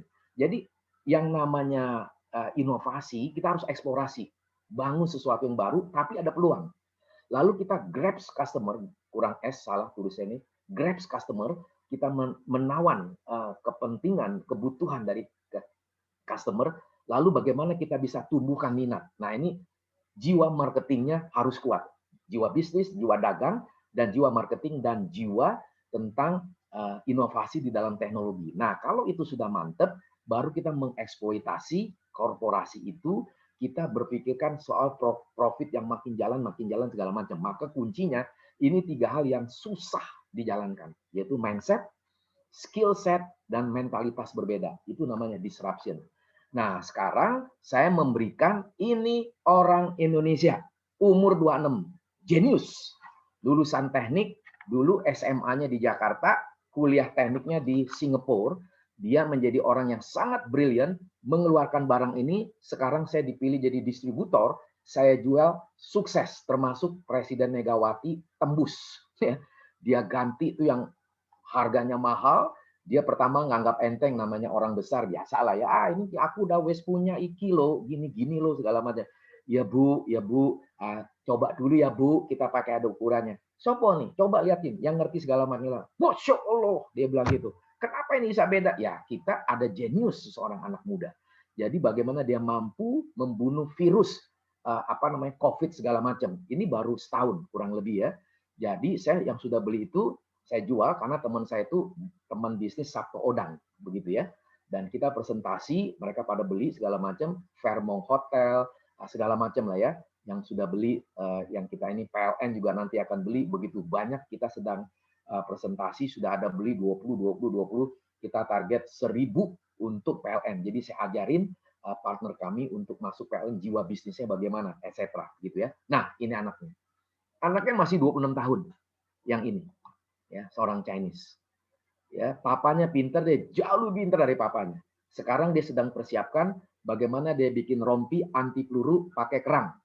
Jadi dia mau diusulkan dipindahkan ke Singapura atau Taiwan, lalu kita usul lebih bagus ke Amerika, ke Harvard University atau ke Silicon Valley. Genius. Ini orang Indonesia. Jadi dia sendiri yang membuat semuanya itu, dan itu menjadi satu harga, dan yang sejenis kita beda karena ini kita lebih tinggi untuk medicatednya ya, dan juga ada EVA-nya, ada UVC-nya dan segala macam begitu ya, yang tidak ada di barang sejenis dari merek yang lain. Maka di sini banyak yang dari Amerika pun kita yang sejenis, di Amerika tuh harganya 5.000 sampai 8.000 dolar. Kita itu harganya 16,5 juta per unit begitu ya. Dan itu bisa dipakai 24 jam dan seterusnya, kurang lebih begitu. Ini anak muda ini. Jadi dia dari SMA-nya saya lupa ya, SMA apa, pokoknya dia IPA, lalu dia jadi juara 1, ya, IPK-nya mungkin hampir 4, dan dia tidak mau lagi kuliah, ambil S2 sampai doktor, karena otak itu terlalu pinter. Lalu saya bilang sama papanya, orang ini sejajar dengan Mark Zuckerberg. sejajar dengan Elon Musk, sejajar dengan Steve Jobs yang nggak perlu lulus S3, S2 dari Harvard karena otaknya sudah di sana, begitu ya. Jadi saya usulkan pergi aja berangkat ke Amerika supaya dia bisa ini. Lalu apa yang saya mau simpulkan di sini? Nah, ini buat anak-anak muda ya. Ini bintang film tahun 60-an, super cantik. Sekarang udah tua banget lah ya. Tapi kalimatnya saya kaget karena saya langganan, saya komunitas dengan Forbes Magazine, dengan CNN, dengan Economist, dengan apalah segala macam, dengan Manhattan, Boston Gang, dengan profesor-profesor yang ada di Boston, saya berkomunikasi dengan mereka. Nah, Sophia Lawrence mengatakan there is a fountain of youth. Jadi ada hal yang kita perlu gali, eksplorasi. Anak-anak muda ini 3, otak kita, talenta kita, kreativitas. Itu harus menjadi bagian yang penting. Dan Peter Drucker, masalah seperti itu sudah meninggal tahun 2009 ya. Dia bilang segala sesuatu yang turbulensi itu satu kesempatan yang sangat besar. Kita harus paham, kita harus terima, dan kita harus mengeksploitasi dengan realitas baru. Itulah yang ditiru oleh Elon Musk. Maka Elon Musk is successful in completing impossible mission with the latest AI invention. Nah, teman-teman, untuk yang di fisika, untuk di teknologi, seperti saya bawa itu di UI, di ITB, waktu saya bahas ngomong ini melotot, tenan, begitu, kaget. Saya bilang, lu bisa nggak seperti jiwa seperti Elon Musk? Kalau nggak bisa, percuma nama UI ITB. Saya bilang gitu. Waduh, pada tepuk tangan begitu. Nah, ini satu hal yang menarik. Nah, saya usul decide what you want. Jadi Anda hari ini harus memutuskan apa yang saya mau buat. Write it down, tulis ya. Lalu buat satu perencanaan, latih dengan keahlian, kecerdasan kita terus-menerus. Kita harus mendevelop disiplin. Jangan lagi mengatakan umurku 20. Maaf kata nih, anak saya umur 20. 2 tahun udah di Amerika, umur 19, 20. Selain nilainya bagus, dia menciptakan apa lagi nih? Saya mau bisnis apa lagi? Saya harus mandiri. Wanita. Begitu. Jadi teman-teman yang laki, orang saya pasti harusnya bisa. Maka seperti anak saya bilang, stay laser focus, Pak. Saya harus terus fokus. Di Amerika kalau nggak fokus, ya better you go to hell. Begitu ya. Work on it every single day until you get there. Jadi kita harus seperti itu. Nah, saya simpulkan sebelum satu slide yang terakhir. Yaitu apa? Corporate strategy in disruption era, walaupun ini agak yang lebih advance ya. Jadi yang pertama itu harus ada leader vision. Apa visi leader kita? Yang kedua, marketing and expansion, seperti Elon Musk. Marketing kita harus jago dan kita ekspansi bisnis, ekspansi ideas. Yang ketiga, kita ekspansi global scope. Harus berani dan resiko yang kita terima di segala keadaan. Apalagi dengan situasi COVID, nggak ada kita nggak melotot, harus bangun. Jadi saya mengatakan new perspective create new customer. Customer culture habit changes rapidly. Nah, ini yang memberikan kita satu kenikmatan untuk kita ini. Sekian, terima kasih. Luar biasa. Terima kasih Pak Tumbur Tobing, Dr. Tumbur Tobing. Ini dari mulai menyampaikan hal-hal yang umum, kemudian juga pengalaman-pengalaman, sampai kemudian ada studi-studi kasus yang barangkali bisa memberikan semacam inspirasi buat adik-adik mahasiswa yang milenial ini. Contoh kasus juga anaknya Pak Tumbur yang ada di Amerika ini sudah masuk di kalangan komunitas pebisnis ya. Mudah-mudahan ini akan membawa angin segar di Indonesia ya, juga bagi para mahasiswa ini saat ini. Ada hal menarik Pak Tumbur, beberapa waktu yang lalu saya diskusi dengan adik-adik mahasiswa ini. Siapa yang tanya? Saya lupa ya. Nanti mungkin Anda juga harus bertanya ini. Iklim usaha antara di negara-negara maju dengan di negara kita itu nampaknya ada sedikit berbeda, sehingga mengapa Elon Musk yang tadi disampaikan itu begitu bisa berkreasi, mengekspresikan pikiran-pikirannya, talentanya untuk bisa terus grow up begitu. Tetapi di kita itu ada semacam terkungkung atau mungkin semacam dibatasi gitu ya. Nah, sehingga ini mereka mengatakan sehingga banyak kreator muda itu tidak kemudian grow up gitu. Startup itu tidak kemudian segera muncul. Dulu ada siapa itu yang penggagas Apple itu dari Oh, garasi iya, temannya Steve Jobs itu iya, dari garasi bisa kemudian yes. berkembang begitu. Tapi kalau di kita itu banyak regulasi aturan-aturan yang mungkin barangkali menjadi iklim yang sangat berbeda. Ini menurut mereka pada saat Iya, kami diskusi gitu ya Pak Tumbur. heeh, Tapi barangkali nanti bisa di apa namanya saya jelaskan barangkali secara umum bahwa tetap sekarang kita punya yang namanya Kementerian Kreatif ya. iya, iya, Itu kan juga memberi peluang-peluang, dorongan-dorongan kepada anak-anak muda untuk iya, apa selalu berkreasi. Tadi saya mencatat bahwa kreativitas itu adalah satu hal yang sangat penting. Lalu kemudian sebagai seorang entrepreneur, pertama itu pantang menyerah, tidak ada kegagalan ya, sampai kemudian terus sampai berhasil. Nah, ini juga catatan-catatan penting. Dan yang terakhir tuh berani ambil risiko tentu saja ya. Satu catatan penting nih. Nah, saya berharap para mahasiswa ini bisa apa namanya langsung ya bertanya nih, mumpung ini kesempatan saya tidak mengundang 2 kali beliau ini karena kesibukan beliau gitu. Silahkan. Nih banyak saya mendetek beberapa mahasiswa kita itu punya mindset yang nampaknya kita berharap dia akan menjadi leader gitu ya. Silakan teman adik-adik mahasiswa yang mau bertanya.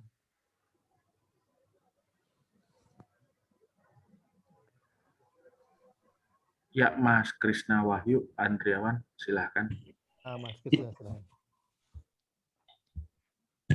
Baik, terima kasih. Selamat sore Bapak Tumbur. sore. Sebelumnya mohon maaf, perkenalkan nama saya Krisna Wahyu Andriawan, biasa dipanggil Krisna.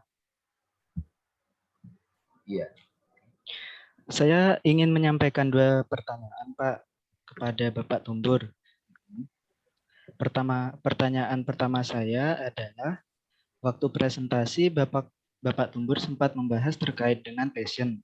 Nah, pertanyaan saya adalah, bagaimana membangun passion bagi mahasiswa di tengah padatnya waktu kuliah ditambah dengan tugas kuliah dan organisasi. Kemudian pertanyaan kedua saya adalah terkait dengan kendala UMKM. Bapak Tumbur menyampaikan bahwa terdapat poin tentang tidak ada program IT sederhana. Pertanyaan saya adalah, mengapa hal tersebut bisa terjadi pada UMKM di Indonesia, sedangkan di Indonesia memiliki banyak lulusan dalam bidang IT dan banyak mahasiswa dengan latar belakang bidang studi IT, Pak. Mungkin cukup sekian pertanyaan dari saya, Bapak Tumbur. Terima kasih atas waktunya. Selamat sore, Pak. Ya, sore. Langsung dijawab? Prof. Ivan masih unmute. Nah, silakan Pak Diat, bagaimana teknisnya? Langsung dijawab. Oke. Sementara kita coba cek dulu. Masih ada yang mau bertanya dulu? Oke. Sambil menunggu mungkin Pak Tumbur kali ya, sambil menginspirasi, boleh langsung dijawab saja, Pak. Ya, yang pertama, bagaimana sih bangun satu passion? Ya, kalau namanya tugas kuliah, tugas organisasi, tugas ada pengajian, atau tugas macam-macam lah, seperti yang saya alami juga, tetap aja jalan. Artinya kenapa?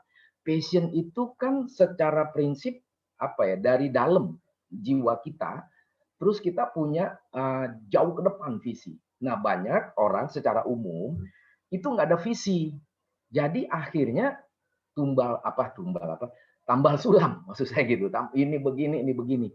Karena visi itu kalau yang benar nggak direvisi. Kalau visi direvisi itu namanya ambisi. Visi itu jauh ke depan, ada sesuatu yang dibukain, orang lain nggak ngeliat. Itu salah satu contoh Elon Musk, begitu ya. Jadi orang nggak pernah berpikir, dia udah lihat jauh ke depan. Jadi waktu dia makan, waktu dia melamun, dia mikir, what's going on gitu lah. Apa yang akan terjadi dengan saya 10-20 tahun yang akan datang. Dia mikir di situ. Walaupun dia juga sibuk. Nah, saya juga gitu secara pribadi gitu ya. Ya gimana ya saya mau ngomong ya. Saya itu kan di dalam karir kerja saya hanya waktu tamat MBA, saya melamar 1 kali. Nah, karena prestasi saya bagus, sangat bagus gitu ya, selalu nilainya A gitu, KPI-nya, Key Performance Indicator, jadi saya dibajak sama eksekutif, bajak eksekutif, kayak Ronaldo begitu. Dibajak sini, bajak sini. Jadi saya dibajak itu bukan karena saya ingin gaji besar, saya dikenal oleh pembajak eksekutif, saya membenahi sistem, membenahi orang, kader orang di sana, dan omset itu bagus, dan cost jadi lebih efisien, begitu ya. Jadi selama saya karir, saya cuma sekali melamar. Setelah itu dilamar segala macam. Nah, jadi itu ada passion. Saya belajar apa, dan kedua, saya tidak mau kehilangan waktu. Jadi itu namanya apa namanya catch the moment. Karena kalau udah kehilangan waktu, kita terakumulasi. Akhirnya tunda. Nah, kalau udah tunda, delay, kita nggak bisa mulai lagi.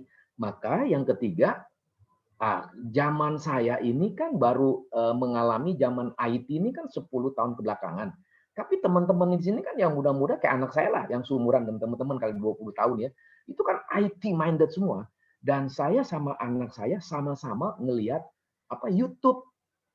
Pelajarin YouTube gitu loh. Wah, ini gerakannya kemana nih? Kita langsung mikir. Nah, teman-teman kalau yang terbiasa sudah biasa dengar bahasa Inggris, itu cepat nangkepnya apa yang terjadi di dunia ini. Begitu. Dan itu kita harus gali sedemikian rupa dan kita apa namanya itu ikut komunitas-komunitas. Kita dengerin. Ada misalnya komunitas yang free. Ya, saya lagi nggak ada duit lah, habis lah kan zaman gini ya. Saya dengerin waktu itu di Harvard, di mana itu yang free. Nah, waktu di free ternyata apa? Yang ada tuh orang Indonesia, saya sendiri Indonesia, India sama Cina, sama satu lagi apa? Korea segala macam. Itu ada 350 mahasiswa yang doktoral begitu ya. Itu bicara apa saya lupa lah begitu. Nah, yang kasih banyak pertanyaan saya, 5 pertanyaan saya kasih. Sampai profesor itu bilang, "Wah, kamu passion-nya begitu kuat." Saya bilang, tidak hanya kuat, saya mengatakan saya lapar. Seperti Steve Jobs, stay hungry, stay foolish. Saya bilang gitu kan. Haus, lapar, dan menganggap kita ini kurang, bodoh. Bodoh bukan kata idiot gitu ya, masih kurang perlu belajar segala macam. Jadi passion itu api yang nggak boleh padam. Apapun alasannya. Saya kan dari keluarga yang super miskin, sangat miskin, begitu ya. Dan akhirnya bisa mandiri, yaitu ada contoh dari papa.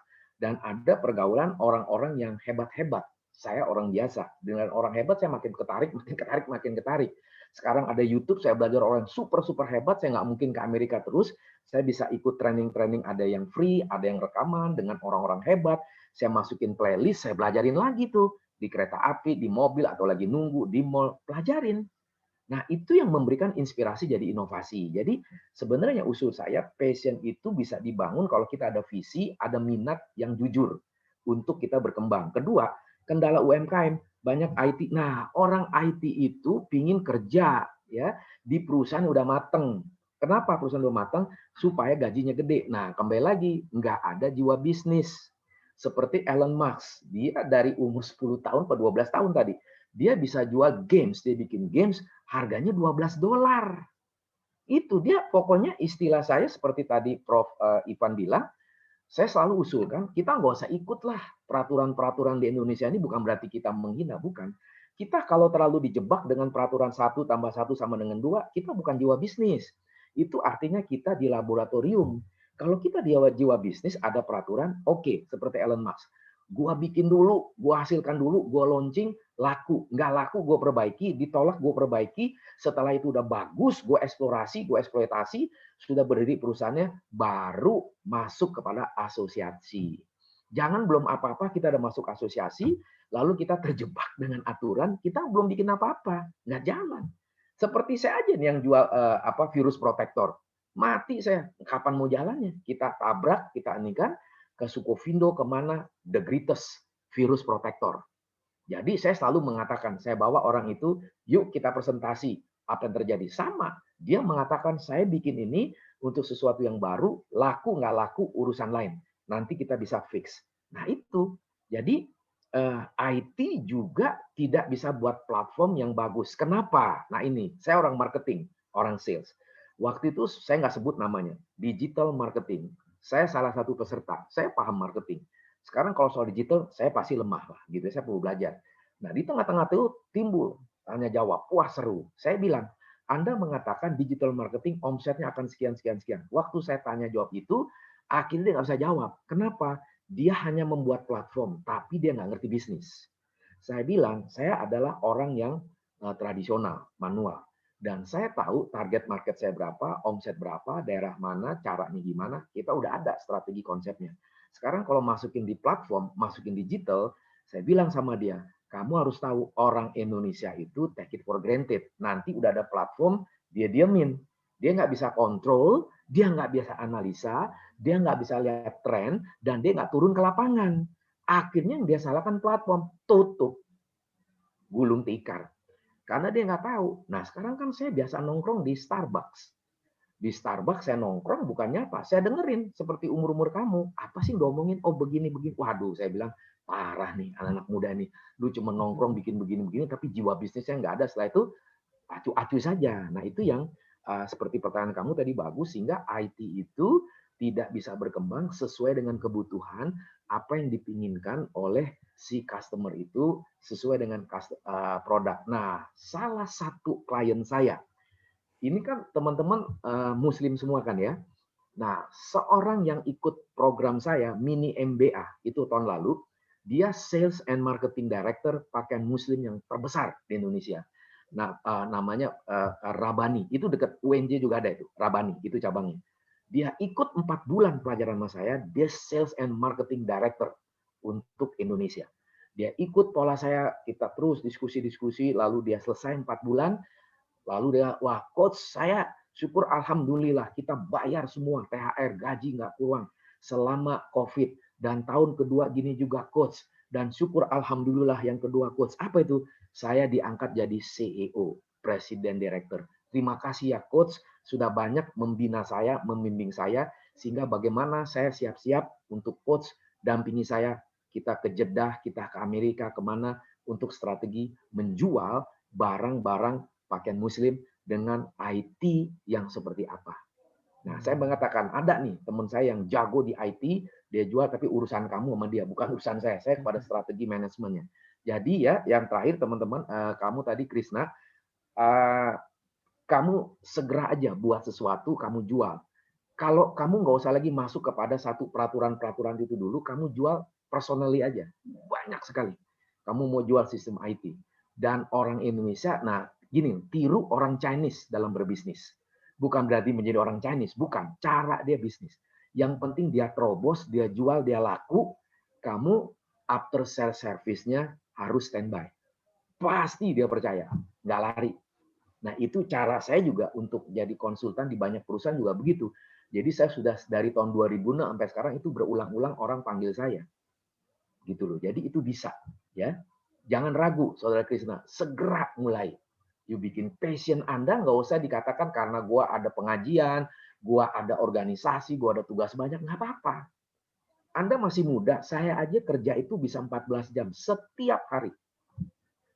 Muka saya muda terus kan. Seperti itu. Kenapa? Karena passionnya. Enjoy sambil dengerin lagu jadul, lagu sekarang, lagu Noah, apalah macam ya. Usul saya gitu. Terima kasih.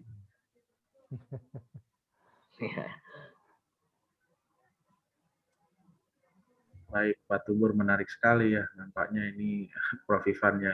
Jadi memang rasanya tidak salah ya, memang Pak Tumbur memotivasi, cuma memang nampaknya teman-teman mahasiswa ini memang perlu distimulasi yang benar-benar besar nih Pak Tumbur ya, karena depan ini memang yang Pak Tumbur nyatakan bahwa sebenarnya kalau kita tidak mulai bergerak seperti dari sekarang, seperti Elon Musk gitu ya, wah rasanya kita harus mesti boostingnya udah mungkin terlambat kali ya Pak ya. Mungkin berkat Pak Tumbur memberitahu informasi kepada teman-teman yang lain gitu, mereka sudah sadar, tapi kalau kita sekarang belum sadar-sadar ini, wah udah semakin sedikit peluang kita ya Pak Tumbur. Baik, bagi teman-teman yang lain silakan, ada yang mau bertanya silakan raise hand atau buka di unmute langsung bertanya kepada Pak Tumbur Tobing, monggo. Saya izin bertanya, Pak. Oke, silahkan. Oke, Esri ya? Iya, Pak, benar. Oke, perkenalkan, Pak. Nama saya Esri Anastasia, biasa dipanggil Esri. dari materi yang baru saja Bapak sampaikan, tadi saya dapat ilmu bahwa seorang leader atau bisa juga disebut dengan crackers seperti yang diinginkan oleh Elon Musk tadi, beliau menginginkan orang-orang yang mampu mengadaptasi perubahan secara radikal ya Pak. Berarti mampu mengadaptasi perubahan dalam industri, dalam zona nyaman itu keluar, baik dari dalam industri maupun luar industri. Nah, apa sih Pak kuncinya bagi kami mahasiswa bisa mulai dapat melihat zona-zona di luar comfort zone ini gitu Pak? Ada kunci tersendiri atau nasihat dari Bapak bagi kami? Sekian pertanyaan saya, terima kasih Pak. Oke. Baik, mungkin langsung saja Pak Langsung Tumbur. saja ya. Wah, terima kasih ya. Kamu seorang wanita, pertanyaannya sederhana tapi susah dijawab. Ya kan? Karena kalau kita melihat zona nyaman, yang pertama itu kita lihat karakter kita. Saya kalau di dalam psikologi, temperamen saya kolerik. Sangat kolerik, saya sangat agresif gitu ya. Saya nggak bisa diem gitu ya. Tek langsung mikir, tek langsung analisis, tek saya buat matriksnya kayak begitu ya. Lalu saya coba recompose begitu. Tapi akhirnya ada bisikan, nggak jalan lo, nggak ada duit. Ada bisikan lagi, lu kan bukan orang kaya, orang biasa. Tapi mikir lagi, soal kaya nggak kaya itu urusan lain. Kesempatan itu susah. Nah, comfort zone kembali lagi kepada kebiasaan. Artinya gini, saya kan sering training kasih di perusahaan gitu ya. Jadi saya bilang, bagaimana kamu kalau kerja? Ini contoh sedikit ya. Oh, saya akan masuk Pak Tumbur hari Senin. Oh, berapa gajinya? Umpama 1 juta. Oh, bagus dong 1 juta. Terus kamu ngapain? Udah dapat gaji 1 juta kalau hari Senin kerja. Ya saya kerja aja Pak. Itu salah. Kalau kamu sudah tanda tangan dapat gaji 1 juta, hari Senin jam 8 pagi masuk, waktu kamu duduk, di situ kamu udah mikir, 5 tahun lagi gue hasilnya apa? 5 tahun lagi ke depan gue mau kerjain apa, sehingga bos gue melihat supaya gue nggak mau haram hukumnya kalau selama 5 tahun hanya sebagai staff. Minimal setelah 5 tahun dari hari pertama kamu kerja, kamu jadi supervisor, syukur-syukur jadi manajer. Kenapa karir saya cepat? Saya bukan orang yang super pinter. Saya biasa belajar dari orang pinter, lalu saya olah. Lalu saya kembangkan dengan prinsip saya, dan saya selalu biasa namanya deadline. Jadi filosofi hidup saya 3D 1T. Yaitu saya suka driven myself, saya menggerakkan diri saya sendiri, lalu saya menuntut demanding, yang ketiga deadline. Jadi saya mau adanya deadline itu kapan? Jadi kalau bos saya mengatakan 1 minggu ya, saudara Tumbur, ya bos, siap bos. Dalam hati saya langsung bilang 3 hari. Jadi saya kerja tak, selalu begitu ya. Lalu itu baru 3D sama dengan 1T, tough guy. Jadi kita orang yang tough. Maka kenapa waktu kita bekerja itu haram hukumnya kita tidur, kedua asik dapat gaji bulanan. Itu namanya mental gaji bulanan. Tapi kalau orang seperti kamu tadi bertanya, berarti apa? Mental apa? Kita mental bukan gaji bulanan, mental kesempatan dan mental bersaing. Itu yang harus ada sama teman-teman nih. Seumuran saya, ya banyak teman-teman saya super kaya. Saya nggak mau sebut-sebut lah ya, termasuk ini. Oke lah, saya bisa sebut ya. Itu super kaya. Emang kebanyakan orang Chinese begitu ya. Tapi bagi saya bukan masalah Chinese ya. Bagi saya adalah mereka satu lagi siapa saya lupa ya. Satu lagi teman saya orang Dubai, orang Arab Dubai, begitu ya. Saya kan kagum dengan Dubai, begitu ya. Nah itu waktu di conference juga begitu. Saya mengatakan, what is your secret as the Dubai Arabian people? Dia bilang, you know, Mr. Tom, as you presented in the conference. Saya mengatakan saya presentasi, Sheikh Al Khattam itu bangun Dubai hebat sekali, saya bilang. Hebatnya dari mana? Dia belajar di Inggris, dia punya otak American minded dan European minded tentang manajemen dan logika. Tapi jiwanya dia seorang religius muslim yang sangat luar biasa. Tapi bagaimana bangun bisnis supaya laku bisa disulap, dia harus belajar ke Hong Kong. Itu 3 hal itu digabung menjadi satu hal yang utuh. Artinya apa? Dia melihat kesempatan tanah gurun bisa dirubah tidak lebih dari 30 tahun. Berarti apa? Dia tidak mau bergantung kepada minyak terus tidur. Itu nggak ada. Dia mengatakan, rekan saya mengatakan, this is haram, Mr. Tom. Saya langsung kaget, saya langsung melotot sampai Sampai jatuh begitu, oh bener ini orang. Nggak heran melihat Dubai seperti itu. Jadi haram hukumnya kalau comfort zone. Kedua, umur kamu masih muda. Seperti tadi saya bilang, apa yang kamu lakukan nanti setelah mau lulus? Sebelum mau lulus nih kamu ngerjain apa? Ketiga, kamu berarti harus siap menjual diri kamu, menghasilkan apa yang kamu bisa jual. Apakah bidang IT, bidang apa, semuanya bisa dibangun, tidak hanya IT. Begitu ya. Istri saya sekarang jadi jago IT, apalagi anak saya, dia otodidak, ya dia makin pelajari.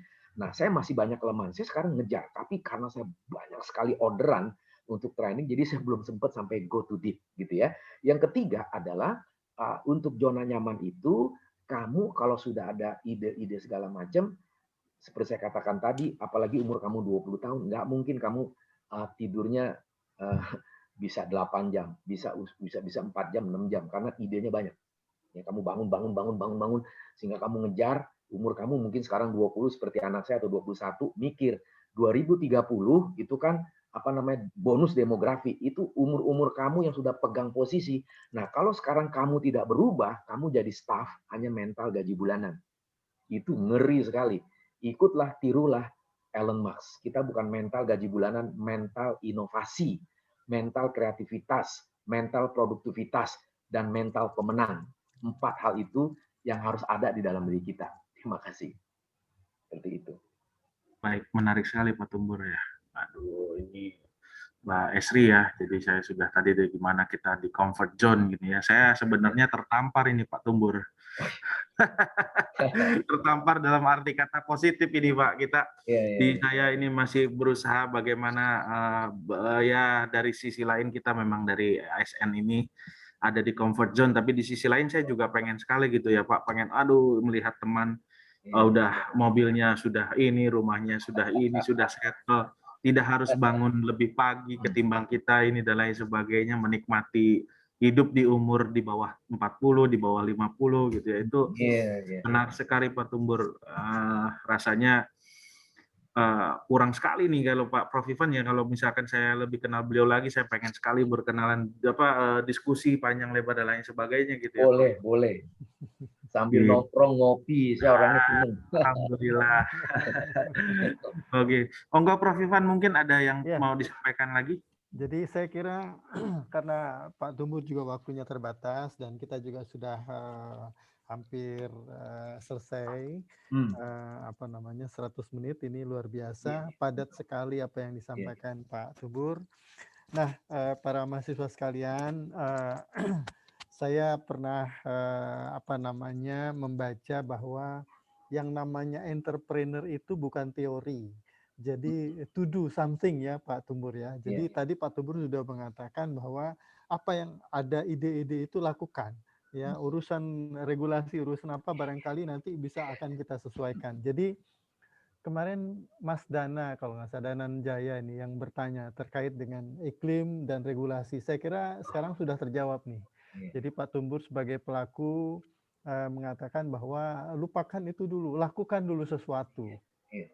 Karena jiwa entrepreneur itu dengan berbuat begitu ya. Kalau hanya teori saja itu belum menjadi sesuatu, barangkali begitu.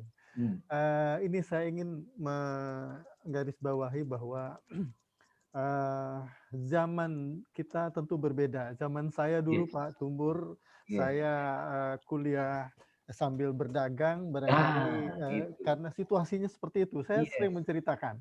Saya pergi ke pasar ular di Tanjung Priuk.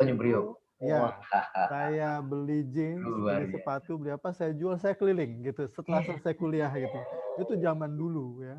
Sampai terakhir saya juga bisnis tahun 80-an itu bisnis buka LPK, Lembaga Pendidikan Komputer, sekolah-sekolah. Nah, dulu sama sekali belum ada satupun SMA yang punya komputer gitu. Jadi terobosan-terobosan itu ya waktu itu saya nggak ngerti ya, itu mungkin itu satu terobosan, tapi saya lakukan gitu. Nah sekarang zamannya ini udah zamannya Pak Diat, zamannya adik-adik mahasiswa, ini milenial lain lagi, tantangannya lain lagi, sehingga tadi saya kira yang disampaikan terakhir itu adalah bahwa haram comfort zone bagi Anda itu. Betul. Saya mengatakan begini Pak Tumbur kepada mahasiswa ini. Catat saya bilang. Kapan Anda mengatakan jangan lagi memberi saya uang jajan kepada orang tua gitu. Karena saya sudah punya penghasilan sendiri gitu ya. Nah, boleh besok, boleh lusa, boleh kapan, tetapi satu ketika pasti Anda akan keluar dari comfort zone. Nah, tidak ada salahnya untuk kita mulai atau dimulai dari sekarang gitu. Ini sesuatu yang menjadi tantangan buat para mahasiswa barangkali. Terakhir saya melihat Pak Tumbur ini usia sudah hampir 60, tetapi gayanya masih milenial ya. Mahasiswa. Luar biasa. Jadi artinya para mahasiswa tadi satu mindset ya. Mindset itu cari peluang dengan ide-ide, kesempatan bersaing, inovasi. Jangan lagi berpikir menunggu gaji bulanan gitu ya. Kalau perlu gajinya tuh harian gitu ya. Betul. Artinya mencari sesuatu yang sendiri. Dan memang satu hal yang berbeda Pak Tumbur ya antara bisnis dengan ASN ya, katakanlah PNS gitu ya, gaji waktu kerja. Kerja kalau yang pekerja lah ya, bukan hanya ASN ya. Jadi 8 to 5 ya, 8 to 4 itu ya artinya rutin dari jam 8 sampai jam 4 pulang di rumah santai dan sebagainya. Tapi kalau bisnis tadi Pak Tumbur mengatakan mungkin bisa 14 jam itu. Saya pernah Pak Diat kenal Pak Bambang Dwi Kuncoro, DK waktu itu almarhum. Ya, almarhum betul. Saya pernah bisnis sama dia. Beliau tuh datang ke rumah saya jam 11 malam, Pak. Untuk mantap. menemukan seseorang karena besok mau ada sesuatu yang kita mau kerjakan. Jadi ini berbeda gitu ya antara bisnis. Nah, mungkin Pak Diat, saya nih Pak Tumbur ini ada di dua posisi. Iya. Artinya satu posisi saya juga melakukan usaha-usaha di luar kegiatan-kegiatan rutin begitu. Ya, kegiatan rutin tetap kita lakukan. Nah, tetapi intinya bahwa selama itu masih bisa dipertanggungjawabkan semuanya barangkali ya, dan tantangan-tantangan yang ada saat ini kan tentu berbeda. Ya, kembali kepada para mahasiswa, saya kira kita berterima kasih sekali sudah kedatangan tamu luar biasa ya, Dr. Tumbur Tobing. Tentu beliau tadi sudah mengatakan beliau punya workshop, punya pelatihan, punya juga usaha-usaha lain. Saya kira satu ketika mungkin Anda juga akan bisa menindaklanjuti, tapi setidaknya hari ini membuka pikiran kita bahwa ke depan tantangan di masyarakat, tantangan di depan kita itu makin kompleks ya, sehingga kita perlu dari awal-awal ini membuka wawasan ya, agar nanti pada saat kita lulus kita sudah punya hitungan. Tadi Pak Tumbur menggarisbawahi tahun 2030 itu adalah bonus demografi.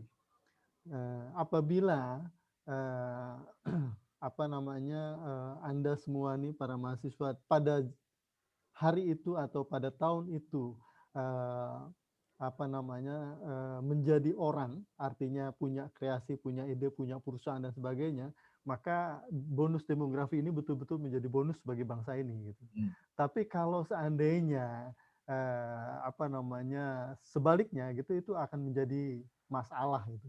Akan menjadi istilahnya itu adalah menjadi bom waktu untuk bangsa ini. Mudah-mudahan saya kira dengan sedikit banyak kita berdiskusi, membuka wawasan ke depan seperti apa ini bonus demografi itu menjadi betul-betul bonus buat bangsa kita gitu ya. Pak Tumbur, terima kasih banyak kehadiran Bapak. Tapi seandainya tadi bahan-bahan bisa di-share mungkin buat membantu para mahasiswa ini sangat-sangat menginspirasi gitu. Iya, saya akan kasih, Prof.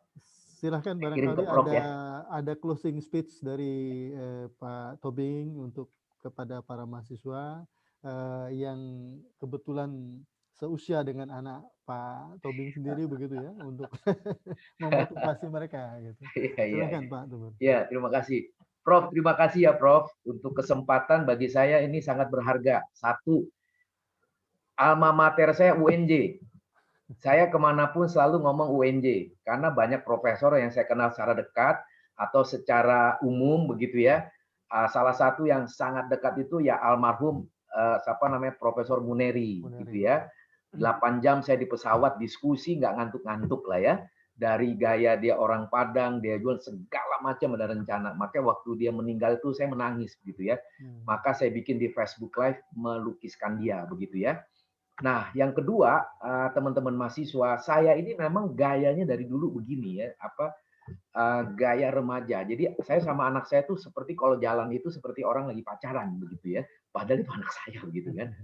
Nah, dia selalu saya katakan tadi 3D sama 1T. Jadi kita perlu drive, demanding, deadline, jadi tough guy. Artinya apa, teman-teman? Seperti Prof tadi, Ivan sudah bilang, kita zamannya beda begitu ya, sangat beda. Semua serba IT. Kedua, kalau kita nggak kuasai IT, kalau kita nggak ada ide-ide yang baru dari diri kita, terus kita nggak berani mengambil resiko, menghasilkan atau memproduksi apa yang kita punya, kita akan menjadi orang yang tidak dipakai. Ini kejadian di Amerika. Anak saya ngelihat sendiri, saksi hidup, kenapa orang Amerika sekarang nangis-nangis, cemburu, tapi cemburu akhirnya mau gimana? Sama orang Cina, sama orang India, sama orang Yahudi lah. Tapi Yahudi udah terlalu lama di situ ya, sama orang Korea sekarang, 3 itu.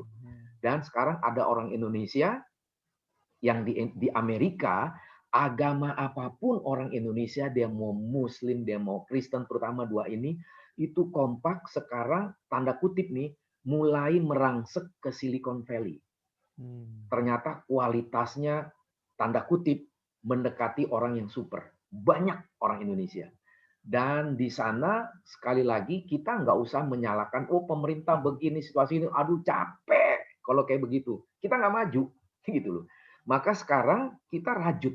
Ya, rajut, kerjakan, kapan mulainya? Besok. Kerjain, sekarang mikir, nggak usah tidur buru-buru. Coret. Kamu mau rencana apa? Seperti tadi nanti semua bahan saya kirim ke Prof. Ivan melalui WA, ada ininya. Nanti Anda pelajari, coret, langsung kerjakan.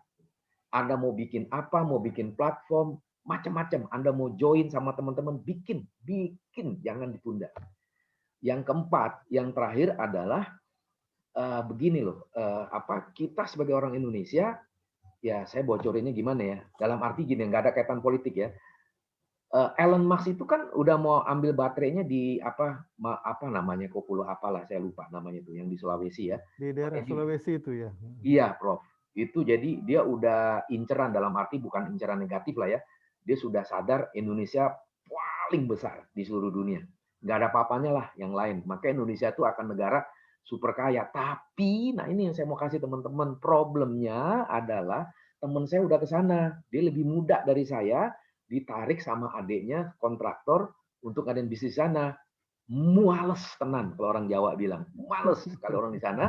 Makanya susah untuk bergerak. Nah, teman saya ini yang umur 40 digaji 100 juta gitu loh untuk garap korporasi di sana, sistem apapun semuanya. Nah, dia jago IT juga, dia belajar manajemen dari saya, jadi kombinasi yang bagus. Jadi teman-teman, tolong waktu kuliah di UNJ, jangan banyak mimpi. Tanya sama profesor-profesor kita, lalu lihat di YouTube, jangan lagi ngelihat yang viral-viral yang biasa begitu, coba untuk buat lucu-lucu lah. Lihat aja tuh, ya kalau nggak bisa bahasa Inggris mulai belajar lah, tapi udah ada mulai terjemahan juga kok ya. Bukannya di YouTube, soal apalah begitu. Itu banyak di Wikipedia segala macam, dan pelajarin. Begitu. Karena saya melihat secara pribadi, kalau kayak nggak begitu, saya nggak bisa laku juga di perusahaan asing. Ya, saya nggak bisa laku juga untuk ini. Bocorin yang kedua nih, soal bocor yang kedua. Teman-teman, orang Amerika sekarang tanda kutip agak kesulitan cari orang pinter dari Indonesia, tapi nggak perlu kerjanya di sana. Itu nanti, ini saya bocorin lagi ya, ini luar biasa maksudnya. Kalau teman-teman udah aktif di Instagram, aktif di Facebook, tapi kalau cuma joget-joget, bikin viral apa, Anda nggak dibidik. Artinya apa? Kalau kita isi di Facebook Live, saya suka ngisi di Facebook Live ya. Teman-teman bisa jadi teman saya atau di Instagram, Instagram TV segala macam lah ya. Itu mereka bikin algoritma. Jadi dari algoritma itu jadi tahu nih si Tumbur Tobing siapa nih, apa yang dia kerjain itu nanti semua mesin. Tek tek tek tek tek tek. Oh, dia begini. Oh, berarti kapasitas intelektual sekian. Berarti per jam sekian dolar. Itu sekarang di Amerika. Dia butuh orang Indonesia yang ratusan juta. Dan dia tahu siapa yang hebat begitu. Itu larinya di Facebook sama Instagram. Itulah hebatnya Mark Zuckerberg begitu ya. Jadi dia algoritma. Ya, itu kita udah nggak bisa lari. Nah, satu lagi terakhir ya, waktu saya ke Cina sama ya UNJ juga sama teman-teman, itu saya juga tanya sama lulusan Harvard, perempuan yang cantik-cantik di sana, dia mengatakan semua negara kita itu pakai CCTV. Jadi kalau sekarang kita berantem, maki-maki, itu hanya hitungan 10 menit langsung diciduk. Kita mau lari di mana, itu ada namanya satu platform di seluruh yang dikuasai sama Cina, kita lari dimanapun hanya hitungan menit, kita diketahui kita sedang berada di posisi mana. Jadi itu terinterpretasi dari filmnya Leonardo DiCaprio, Inception, begitu ya. Nah, anak saya ini tadi istri saya kasih tahu bekerja. Dia jadi babysitter, tapi bukan babysitter biasa. Amerika kan begitu. Dia orang Indonesia, Chinese Indonesia, warga negara sana. Istrinya juga orang Chinese ini. Dia pakai semua mobil Tesla. Dia art director Facebook, gitu ya. Dan dia tuh bingung, kenapa papa kamu kok bisa tahu ya semua itu, padahal papa kamu kan nggak tinggal di Indonesia. Lalu anak saya bilang, papa saya tuh update sekali. Dan cowok ini baru umur 31. Gajinya teman-teman mau tahu nggak per bulan? Itu hampir $50.000 satu bulan. Belum rumah, belum itu orang Indonesia. Pinter sekali. Nah sekarang anak saya seperti saya, like father, like daughter. Jadi dikuraslah ilmunya itu sambil dia jaga bayi, sambil dia kuras itu ilmu dan masuk kotak dia buat kreativitas. Anak saya tuh ngambil education dan psikologi. Saya minta dia juga perdalam filsafat sama manajemen, karena manajemen tuh nggak boleh nggak diambil. Supaya nanti kita bisa ini. Itu ya teman-teman. Jadi mohon izin Prof, kalau nanti teman-teman mau diskusi sama saya, mau ikut pelatihan sama saya, silakan. Nanti saya kasih informasinya. Biayanya nggak mahal. Saya untuk UMKM itu hanya 300.000, 2-3 kali pertemuan, 2-3 jam pertemuan. Dan itu langsung workshop. Tapi sekarang saya lagi diminta oleh banyak perusahaan untuk di perusahaannya. Seperti ini ada perusahaan engineering yang alumni ITB semua. Membahas mengenai strategi penjualan segala macam. Dan saya suka didiskusiin ya. Free of charge kalau mau diskusi saja begitu ya. Atau mau tanya apa atau kongko apa sambil ngopi, silakan. Saya orangnya bukan birokrasi, saya senang orang turun bergaul begitu. Umur udah 58, Prof. Tapi perasaan saya masih umur 20. Saya ngerti musik ini, fashion ini apa, begitu ya. Kayak Ustadz yang di Bandung itu kan, presiden direktur umurnya 48. Dia bilang, Coach, izin ya saya mau sholat. Kadang-kadang WA saya, dia lagi sholat subuh. Waduh, kamu lah, iya Coach, saya ada ide, teringat omongan Coach, saya mimpi. Coach, waduh gila, kenapa saya bilang, ini ide gini, segala macam. Nah itulah, jadi jiwa bisnis. Dia Ustadz yang terkenal di Bandung. Si Pak Nanang ini. Orangnya bagus orangnya. Respect saya sama dia. Itu kira-kira, Prof. Baik, terima kasih Pak Tumbur. Jadi para mahasiswa sekalian, ada satu hal penting yang saya tangkap dari beliau ini, yaitu belajar. Nah, jadi tidak ada habis-habisnya. Ini istilahnya belajarlah sampai ke negeri Cina ya. Maknanya adalah bahwa tidak ada berhentinya gitu ya, keliling begitu luas sekali. Pak Dr. Tumbur Tobing, terima kasih. Ini alhamdulillah kita syukuri semua apa yang sudah diberikan pada kami, kepada anak-anak mahasiswa, karena Pak Anhar Gonggong itu sejarawan mengatakan kalau kita UNJ. menyampaikan UI beliau orang UI. Tapi UIN. beliau UI, Universitas Ya, Indonesia. Indonesia. Iya. Jadi beliau mengatakan kalau kita sedang berbicara dengan anak-anak mahasiswa atau anak-anak sekolah, sebetulnya kita sedang bicara masa depan. Yes. Masa depan. Yes. Yes. Karena mereka lah pengganti kita ya, Yes. Pak Tobing ya. Nah, Setuju baik, banget. terima kasih. Saya Yes. kira sekali Yes. lagi atas kehadiran Pak Tobing, para mahasiswa. Saya kira ini waktunya sudah lewat banyak ya, 10 menit. Tapi karena saking asiknya ini, luar biasa. Kalau tidak diberhentikan ini nanti bisa sampai malam. Terima kasih sekali lagi. Marilah sama-sama kita mengucap alhamdulillah bersama-sama. Alhamdulillahirabbil alamin. Saya akhiri, Pak Tobing, para mahasiswa kuliah pada kesempatan ini.